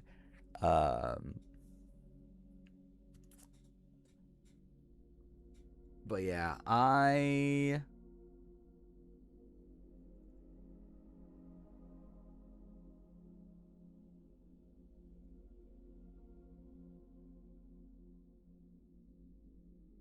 it was 2 a.m. 20 minutes ago. Sure. Just realized somehow D made it so the tool shed blows up. She's possibly the safest person. Red corner goes for Drew Barrett. Maybe? I don't know. Does Barrett not go for D? Like, unless something's changed more recently, I assume Barrett's going for D over Devins. You watched it at 10 a.m.? Yeah, were you 6 hours ahead? Yeah. Generally, that's also the thing. Even if I stream during the daytime, who's going to be here? Even if I did stream daytime Monday. Because I mean, that's kind of just a weird time in general, isn't it? Like, because if I'm streaming at, like, noon on Monday, like, that's, like, I guess, like, in Europe, it's, like, 6 p.m. or whatever. So it's, like, I guess maybe, like, some Europeans. But, like, that's kind of a weird time for, like, anyone else. Considering it's, like, most people be in, like... Actually, there's no school, is there, actually? I guess, like, obviously, people, like, if you're in college, you have summer classes. But I guess, like... Like, how many people are in high school here? Either way. But again, it's definitely, like, a weird time. But... to be fair, it's more so just, like, I'm more doing this just to work on it. More than, like... necessarily needing people to be here. Obviously, it would be nice to have, like, the feedback and everything, but, like, also I just need to actually work on it. But yeah, either way. Again, we'll see. I think Wednesday feels more doable.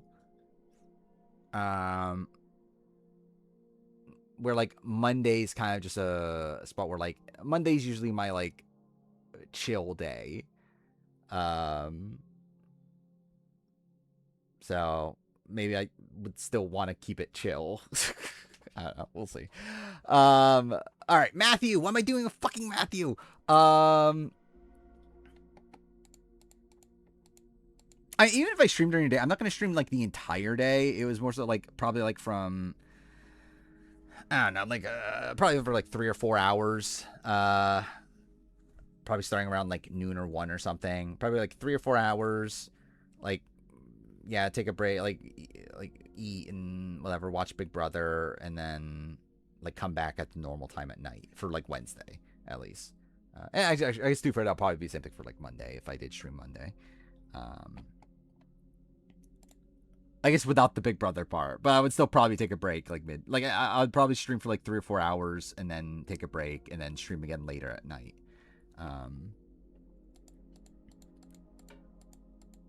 Like, I'm not going to stream, like, 12 hours in a row, especially doing this. Like, that sounds dreadful.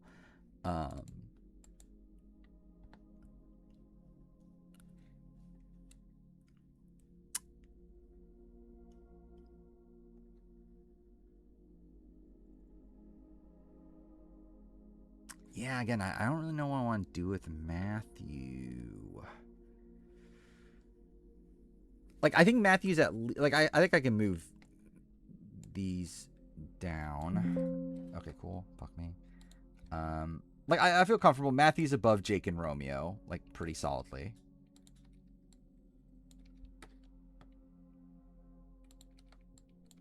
So I think we can do that. I would say Matthew's above Dean and Jacqueline as well. And I think this is kind of the point where, like, it's probably also better.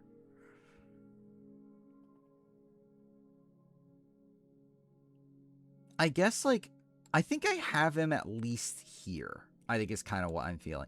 Like, because, like, these are the people that, like, didn't make it to the end naturally. Like, Matthew, by the end, had a natural path to the end. Like, he had, like, a fairly clean endgame path. However, I think that's probably the point where, like, I start to dock him for how bad his early game is. Wait, did I mean to move Keith? Yeah, I think I do, right?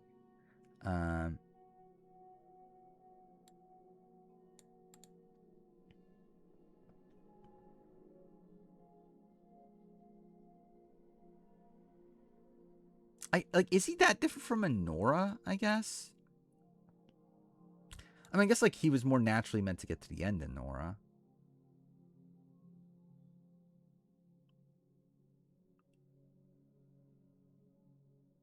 I think I'm going to go one spot above Butch.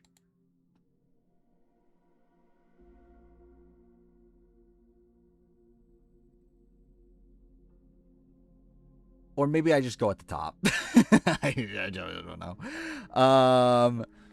Okay, wait, let me... So, like, I think these are... I actually feel kind of okay with doing this and then add Nora to that tier. I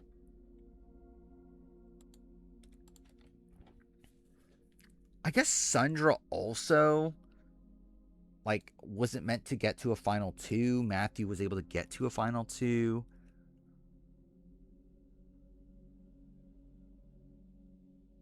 Maybe it's this? Maybe Matthew here? Like, maybe Sundra is down here with the people that, like, naturally, especially considering she thought it was a final 3 season, like, wouldn't have gotten to the end.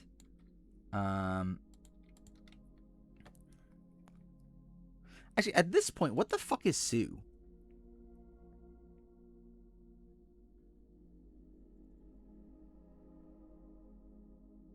I mean, Sue did naturally get to the end, but I guess, like, her endgame path was kind of all over the place.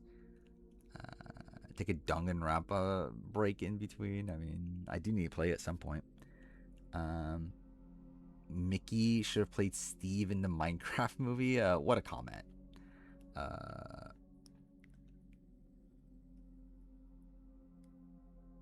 Yeah, I think I'll do this, but I think they're just very, like, they're different, though. They're not, like, it's not like they're the same tier.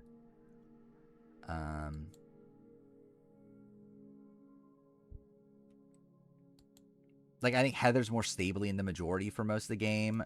Matthew isn't, but also Matthew has a, like, has more influence over the end game. I think is how I kind of read it.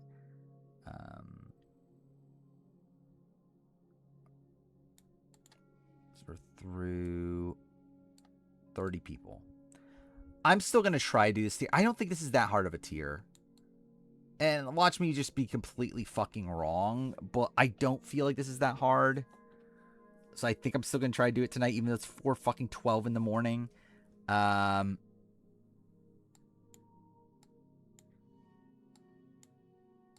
Actually, Michelle Yee might be and, like, Steve Wright, I think, are probably, like, the 2 tough ones. I think the rest are probably kind of easy.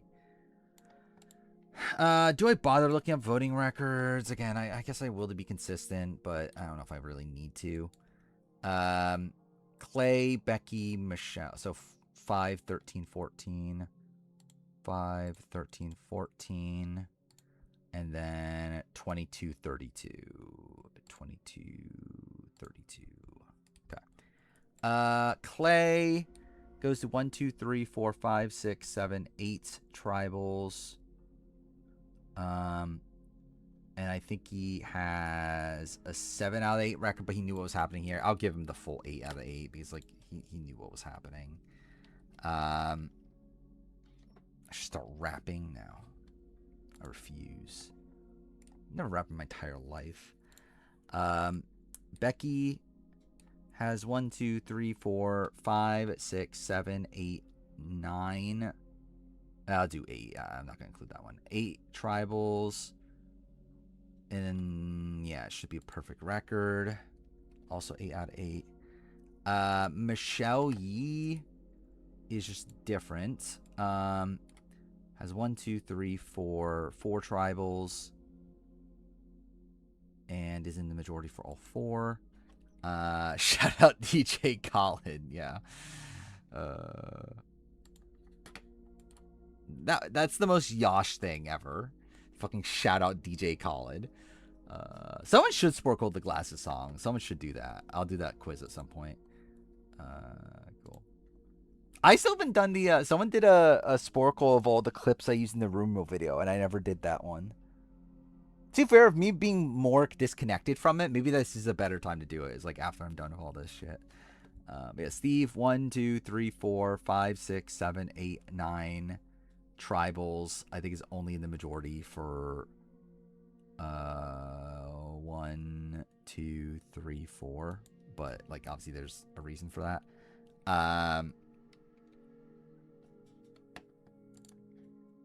Was Michelle on the Rita vote?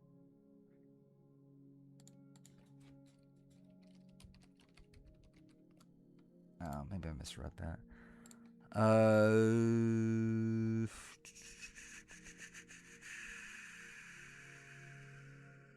Where's Rita? Oh, here. This was a split, wasn't it? I could be wrong on that, but I thought it was a split.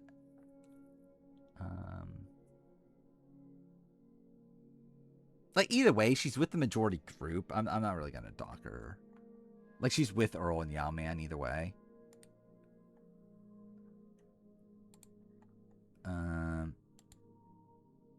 Then we got Joe Del Campo. 1, 2, 3, 4, 5, 6, 7, 8 tribals. Is in the majority for 6, I think. Yeah, 6. 6 out of 8. Again, this doesn't really matter that much, but whatever. So I think Clay and Becky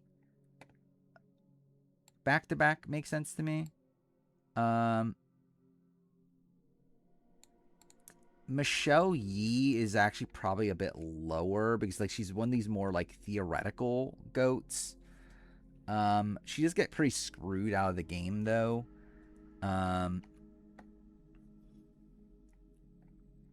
But yeah, she probably should be closer to like maybe Nyanka, maybe. Yeah, I think maybe. Yeah, I think either above or below Nyanka probably. And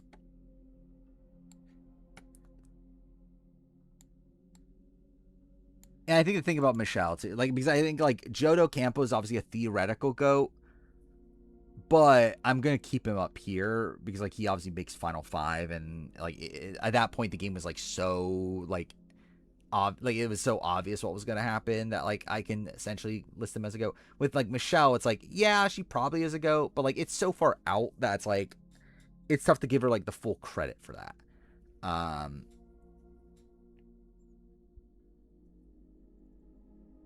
So yeah, I think Michelle is either above or below Nyanka.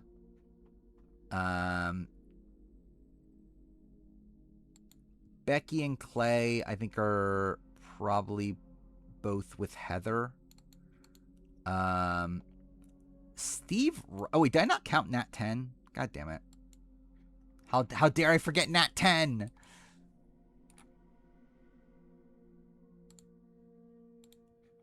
Again, the person that was almost on Survivor 50. Nat 10 has 1, 2, 3, 4, 5, 6, 7, 8, 9, 10, 11, 12, 13 tribals. Is she in the majority for all of them? I think she is, right? Yeah, 13 out of 13 for Nat 10. Good for Nat 10. But generally, Nat 10's probably also with, not in this order, but like with these people. Yeah,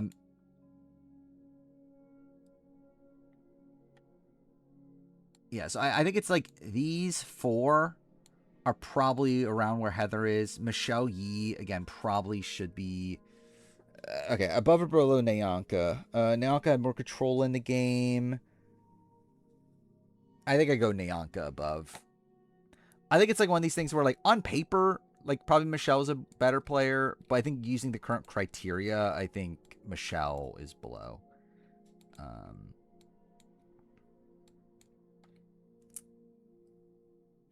Still above Stacy. Which also is actually kind of a weird one because, like, Michelle's, like, Stacy stays over Michelle.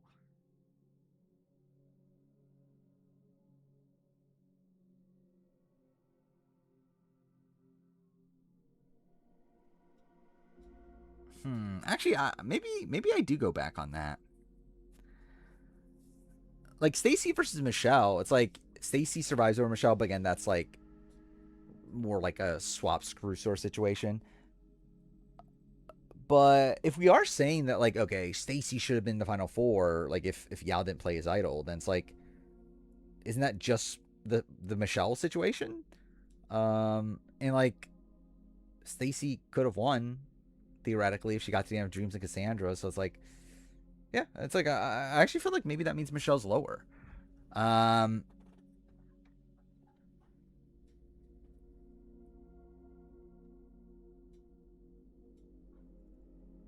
See you there, Waluigi. I'll be gone in a little bit.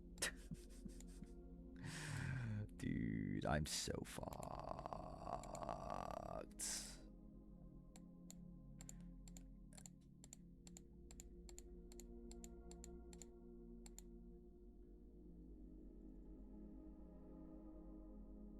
I think I do this. I think I'm fine with this.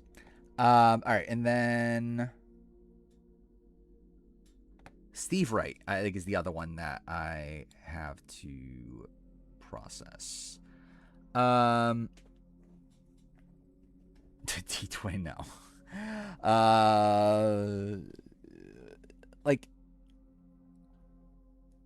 I think in general, we might, like, I think some of the people that are like up here because of like potential based things, they're probably gonna drop, and I feel like Steve Wright is one of those people right now.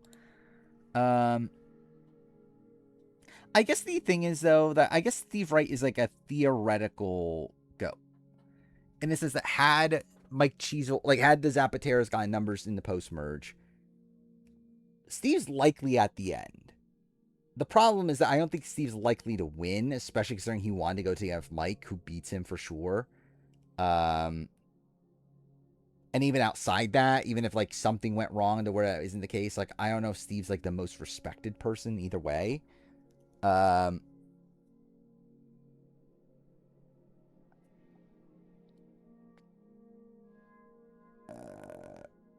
don't think we know, I think is the thing with Steve. Is like, and I think it's a spot also where, like, we won't really ever know. Because, like, I think the problem is that by the end of the season, I think people kind of, like, lost respect for Steve. But a lot of that was because he kind of gave up. Like, by the end, he kind of gives up. Like, when, like, especially, like, post-Mike vote. Like, he's just kind of, like, moping around and doesn't really want to be there and doesn't really even try and challenges anymore. And it's like, he's just kind of a bump on a log after that. Do we think File votes Ralph? Probably in that situation. But yeah, it's like a spot where, like, I think Steve, like, coming into the merge, maybe could have done something there, but, like, he just, like, loses all that gusto once he ends up on the bottom.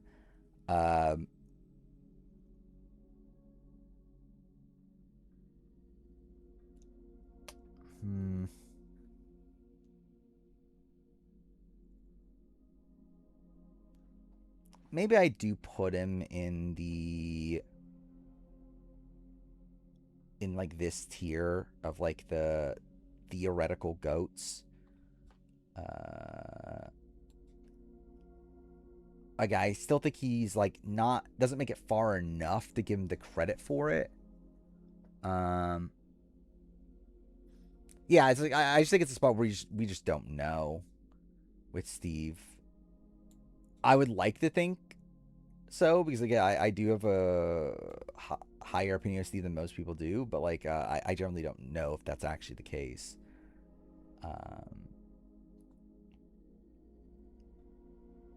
Yeah, I'm thinking somewhere in this range. I think I would lean. Like, I mean, he was already close to Michelle Yee to begin with. Like, I think that's probably what I'm looking at here, is like above or below Michelle Yee. Yeah,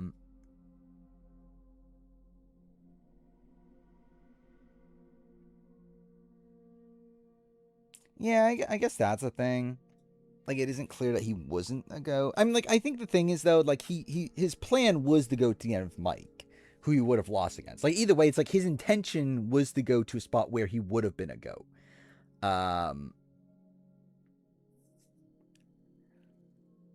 Or, like, he would have had the, like, luck out to even have a shot at winning.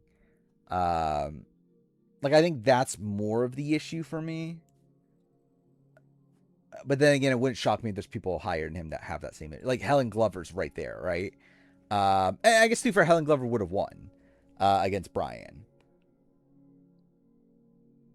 But also, like, Mike was actually loyal to Steve, and Brian wasn't loyal to Helen. So it's like, I don't know. Yeah, it's like he would have been more of a Becky. Then again, I'm not sure how much win equity Becky necessarily has on her own either. But yeah, it's like kind of more similar to that. Where like he would have had like maybe a chance if he didn't get to the end of Mike, but like his intention was to go to the end of Mike, and he would have lost. So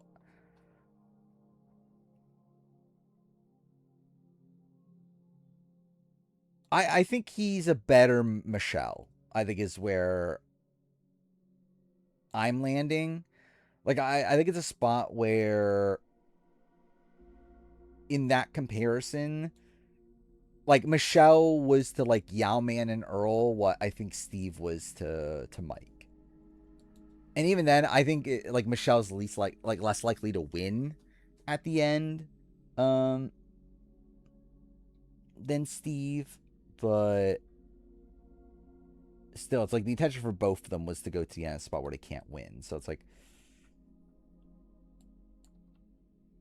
I think like Stacy obviously someone that, like, again, in the theoretical world, which the idol went her way.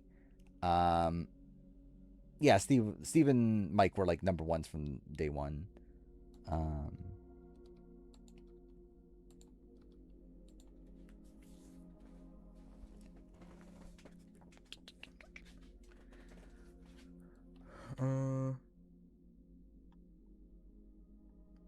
I can write that. There's gonna be like, I think some of these people have to be adjusted, but again, we'll deal with that tomorrow, maybe, if we even get there. I think we're just gonna finish with these. I think it's like Heather, and then these people are kind of a tier. I mean, no, again, like, I think the thing is, like, he's not with Becky because, like, he's still, like, that didn't happen. Like, we didn't see it play out. Like, we still don't, like, fully know. It's like they were ride or dies. Like, again, if it's likely it would have happened, but, like, it still didn't happen. Like with these, it's like we saw it happen. Like, they did get to, like, at least, again, I guess with Joe, again, like, he didn't, but, like, it was so there that it pretty much was. Or like with Steve, it's still speculation. Like, for all we know, like, maybe like Mike and Steve get into a big fight at Final Five or something, and then like it goes down. Like, we don't know. Or like with this, it's like we know.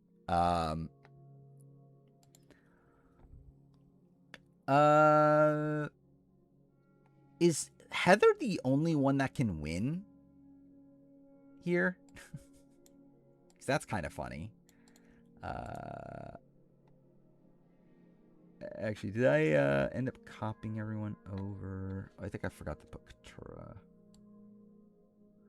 Katura's is actually kind of different than all these, isn't she?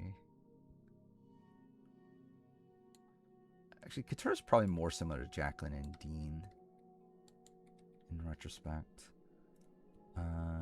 Those are fine. Okay, I think that's all fine then.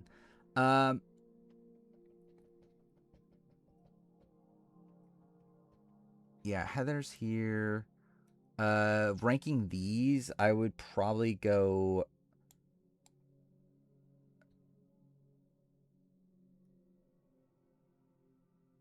Becky and Clay, I think probably top 2. Then probably Nat 10 and then Joe. Just because there were still like even outside the notion that he didn't even get to the end, there were still like a couple votes where he wasn't like looped in on things. Becky wins Ozzy Adam. Does she? I mean, I guess. Like, I guess there's a world where like Ozzy and Adam split votes. Becky wins the plurality, but it's like, I don't know. Like, I still feel like that seems kind of far fetched. Like, you would think that the Adam Ozzy votes kind of get together and just decide on one of them to vote for. But I don't know. But yeah, I'm thinking Joe at the bottom. And then I think it's like weird as Heather land in this. I guess actually Clay is kind of an interesting one. So like Becky, I think is like an actual like solid second command. Like she is like actually working with Yul. And the problem is again, she's like making decisions that benefit Yul over benefiting herself, but like she's still like actively part of the decision making and whatnot. Clay isn't. Clay's just kind of there with Brian. Brian's kind of leading Clay along. Clay does do some things on his own. Like, I think that's a fair thing. Like, Clay is bonding with, like, the Sukjais.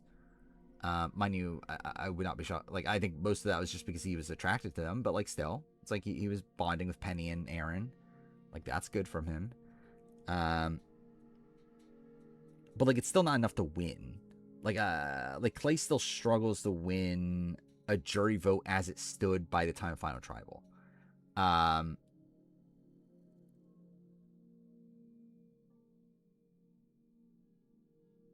So yeah, I think this order feels fine. Of Becky, Clay, Natalie, because Natalie also, like, even though she goes to way more tribals, obviously, like she's someone that like wasn't really that involved in decision making. It was again kind of just like Rob leading her around.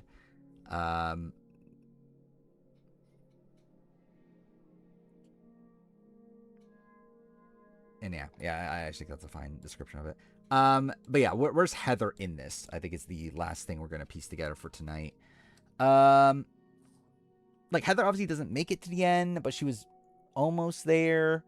It's tough because Xander fucks it up at the end. Clay wins against Jan? I don't think he does he?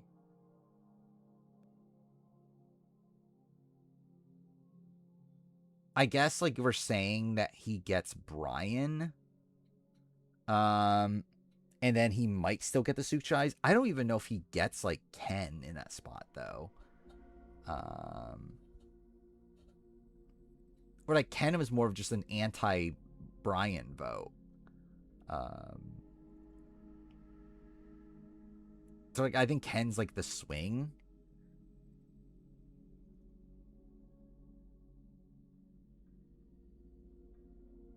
But yeah, pretty sure every other vote goes. Yeah, so I think it comes down to Ken, which I guess like fair. I don't think Helen's voting for Clay.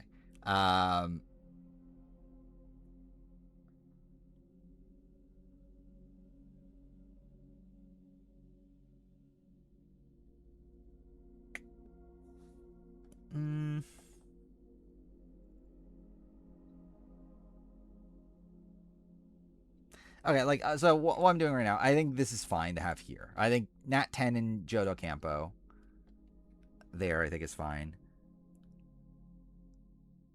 Jake is locked against Clay 1,000,000,000%.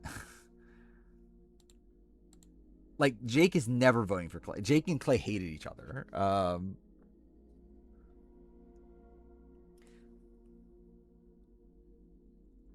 It's funny that if I didn't finish this, I wouldn't be done until 2027. Probably not, yeah. And I will say this now. I am never doing this again. I can get not making a list, but I'm never making a video on stream that has a deadline ever again. I'm not opposed to making, like, if for some reason I do some other, like, bigger list that's, like, I could do on stream. Like, I'm not opposed to doing that on stream. It's just that not one that has a deadline. Because, yeah, that was the problem with this. Like, because, like, if I didn't have a deadline of getting this out before 51 ends, then, like, it's fine. Like, I would just actually take that long. But, like, the fact that now I would do all these fucking extra streams and everything because I actually need this list done is the issue. Clay being targeted by Gandia over Ted on the Gandia boot round's kind of crazy. Yeah. Yeah, every amazing race competitor. Yeah, I can't wait. That genuinely would be the most miserable video ever. Like, that's never, especially, like, ranking them as individuals. I don't even know, like, half the people as individuals. Probably more than that.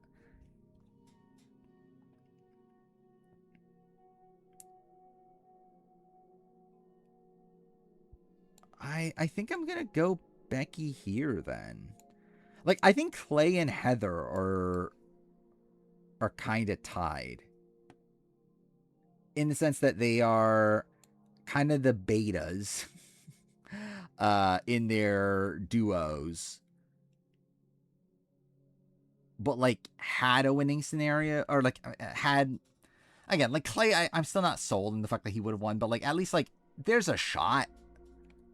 It could have happened. Becky, I don't think it happens. Like, I think it's just tough to really see. Like, even in the world where, again, like, Adam and Ozzy, it's like, I think more than likely the Adam and Ozzy votes come together and just vote for someone that, like, vote for the one that, like, they agree on that isn't Becky. Like, Becky probably can get 4 votes. I really do not see how she gets the 5th. Where, like, Clay, it's like, yeah, in that spot, Clay versus Jan, like, maybe he could get Ken, maybe he can win there.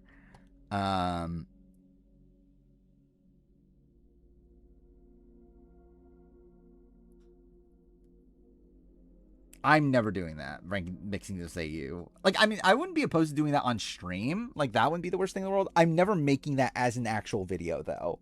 Of, like, redoing the entire ranking, but adding in AU. That's not happening. Maybe I could do, like, some sort of... I still won't even do that, though, will I? Yeah, I don't know. I'm probably just not. But, like, again, this is the biggest thing I'm ever going to do. I'm not going to do anything bigger than this. Just reuse all the audio. Maybe if I did do it, I probably would, because that just will be miserable to not do it that way. But yeah, I am not doing a ranking bigger than this. This is the biggest rank I'm ever doing, and that's why I'm putting this much thought into it. Like, I cannot imagine me doing a bigger video than this. And again, yeah, I'm willing to do it on stream. Like, I'm willing to talk it through, and that be like something we could do, like, maybe like after Big Brother, though. Like, I think, like, off-season time, that would be cool to do. Especially now that I'm doing, like, power rankings for Big Brother and Survivor as they're happening. So it's, like, maybe, like, after that, like, maybe, like, January, February of next year, we could do that. I guess that'll be in the lead up to next AU season, so maybe that'll be a good time. History of competitive reality shows. I mean, I could make that video. Even that, I don't know if it would be that long. Like, it would. I don't know if it would be 20 hours long, like this video will be. We'll see.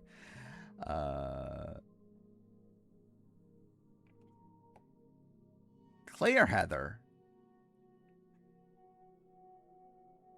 I'm kind of inclined to go Clay. I think Clay does more individual work to get the votes that he's getting. Heather kind of just, like, stumbles into them. And even then, like, Heather can't even get, like, more, like, Clay has more of a chance at more votes than Heather. Like, Heather's, like, what, at most getting, like, at best 4. And, like, realistically, like, 3.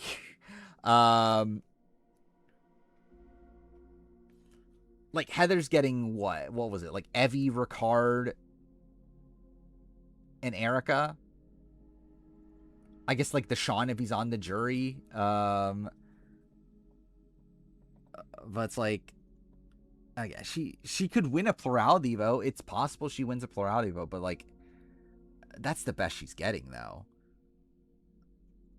Like, every America's Got Talent audition, that's never happening. How's the Final 3 go? Like, we don't fully know. Like, so we're talking about, like, Xander, Deshaun, Heather.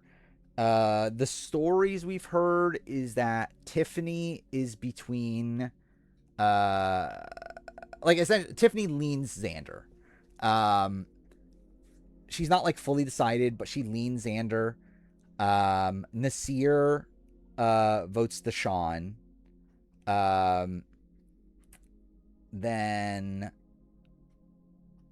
who is it? Evie votes Heather. Then Shan votes Xander. Though that's not, like, locked in, but fairly, it pretty much is, isn't it? Like, because, like, she's very anti-Deshaun and she's very anti-Heather. So, like, I think she lands on Xander. Liana, we don't know. I think Liana's, like, the biggest question mark. I would lean either Xander or Deshaun, but it is genuinely unknown. Then Danny votes Deshaun. Ricard votes Heather. And then Erica would vote Heather. So it's like, I think it works out to where it's 3 votes Heather, 2 votes Deshaun, 2 locked votes for Xander, and then Liana is, like, the decider between who goes into a tie between Heather and Deshaun, or between Heather. Wait, who goes in a tie between with Heather? Where, like, if it's Deshaun. Actually, really both. I think both vote Heather, right? If that is how it plays out. Like, I'm pretty sure Xander has said that he would vote for Heather, and Deshaun, I know, has said he would vote for Heather. So, like, Heather probably wins in some sort of weird fucking plurality vote, like a 3-3-2, like, plurality vote. But it's fucked.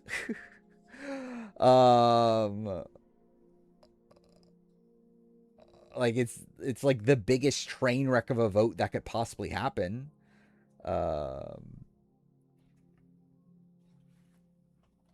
You know what? That actually convinced me, though. I'm putting her back up.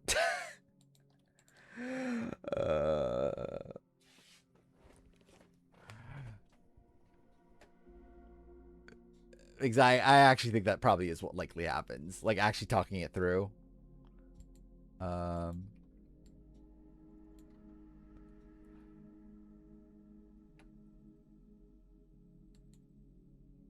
Wait, Heather's there. And then Clay is here.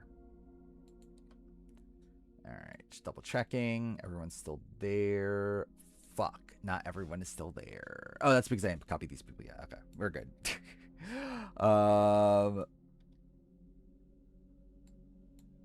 Becky, Nat 10, and then Joe Del Campo. 41 finale was such a nothing episode outside the notion of Erica being the first woman. You didn't love Xander telling his story about how he was bullied or something? You don't remember that? You don't think that's good enough?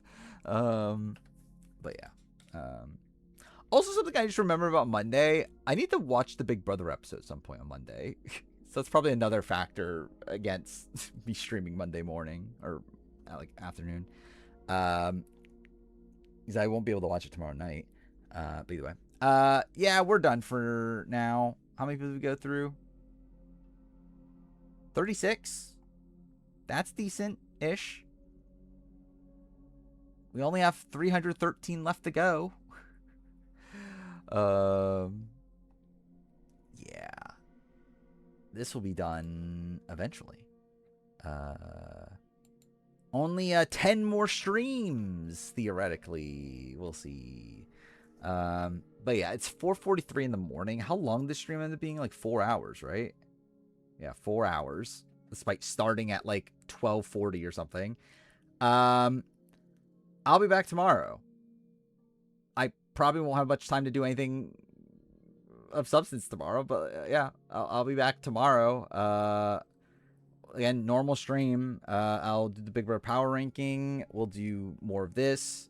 And I'll probably be back every fucking day after that for like 2 weeks at this rate. But we'll see.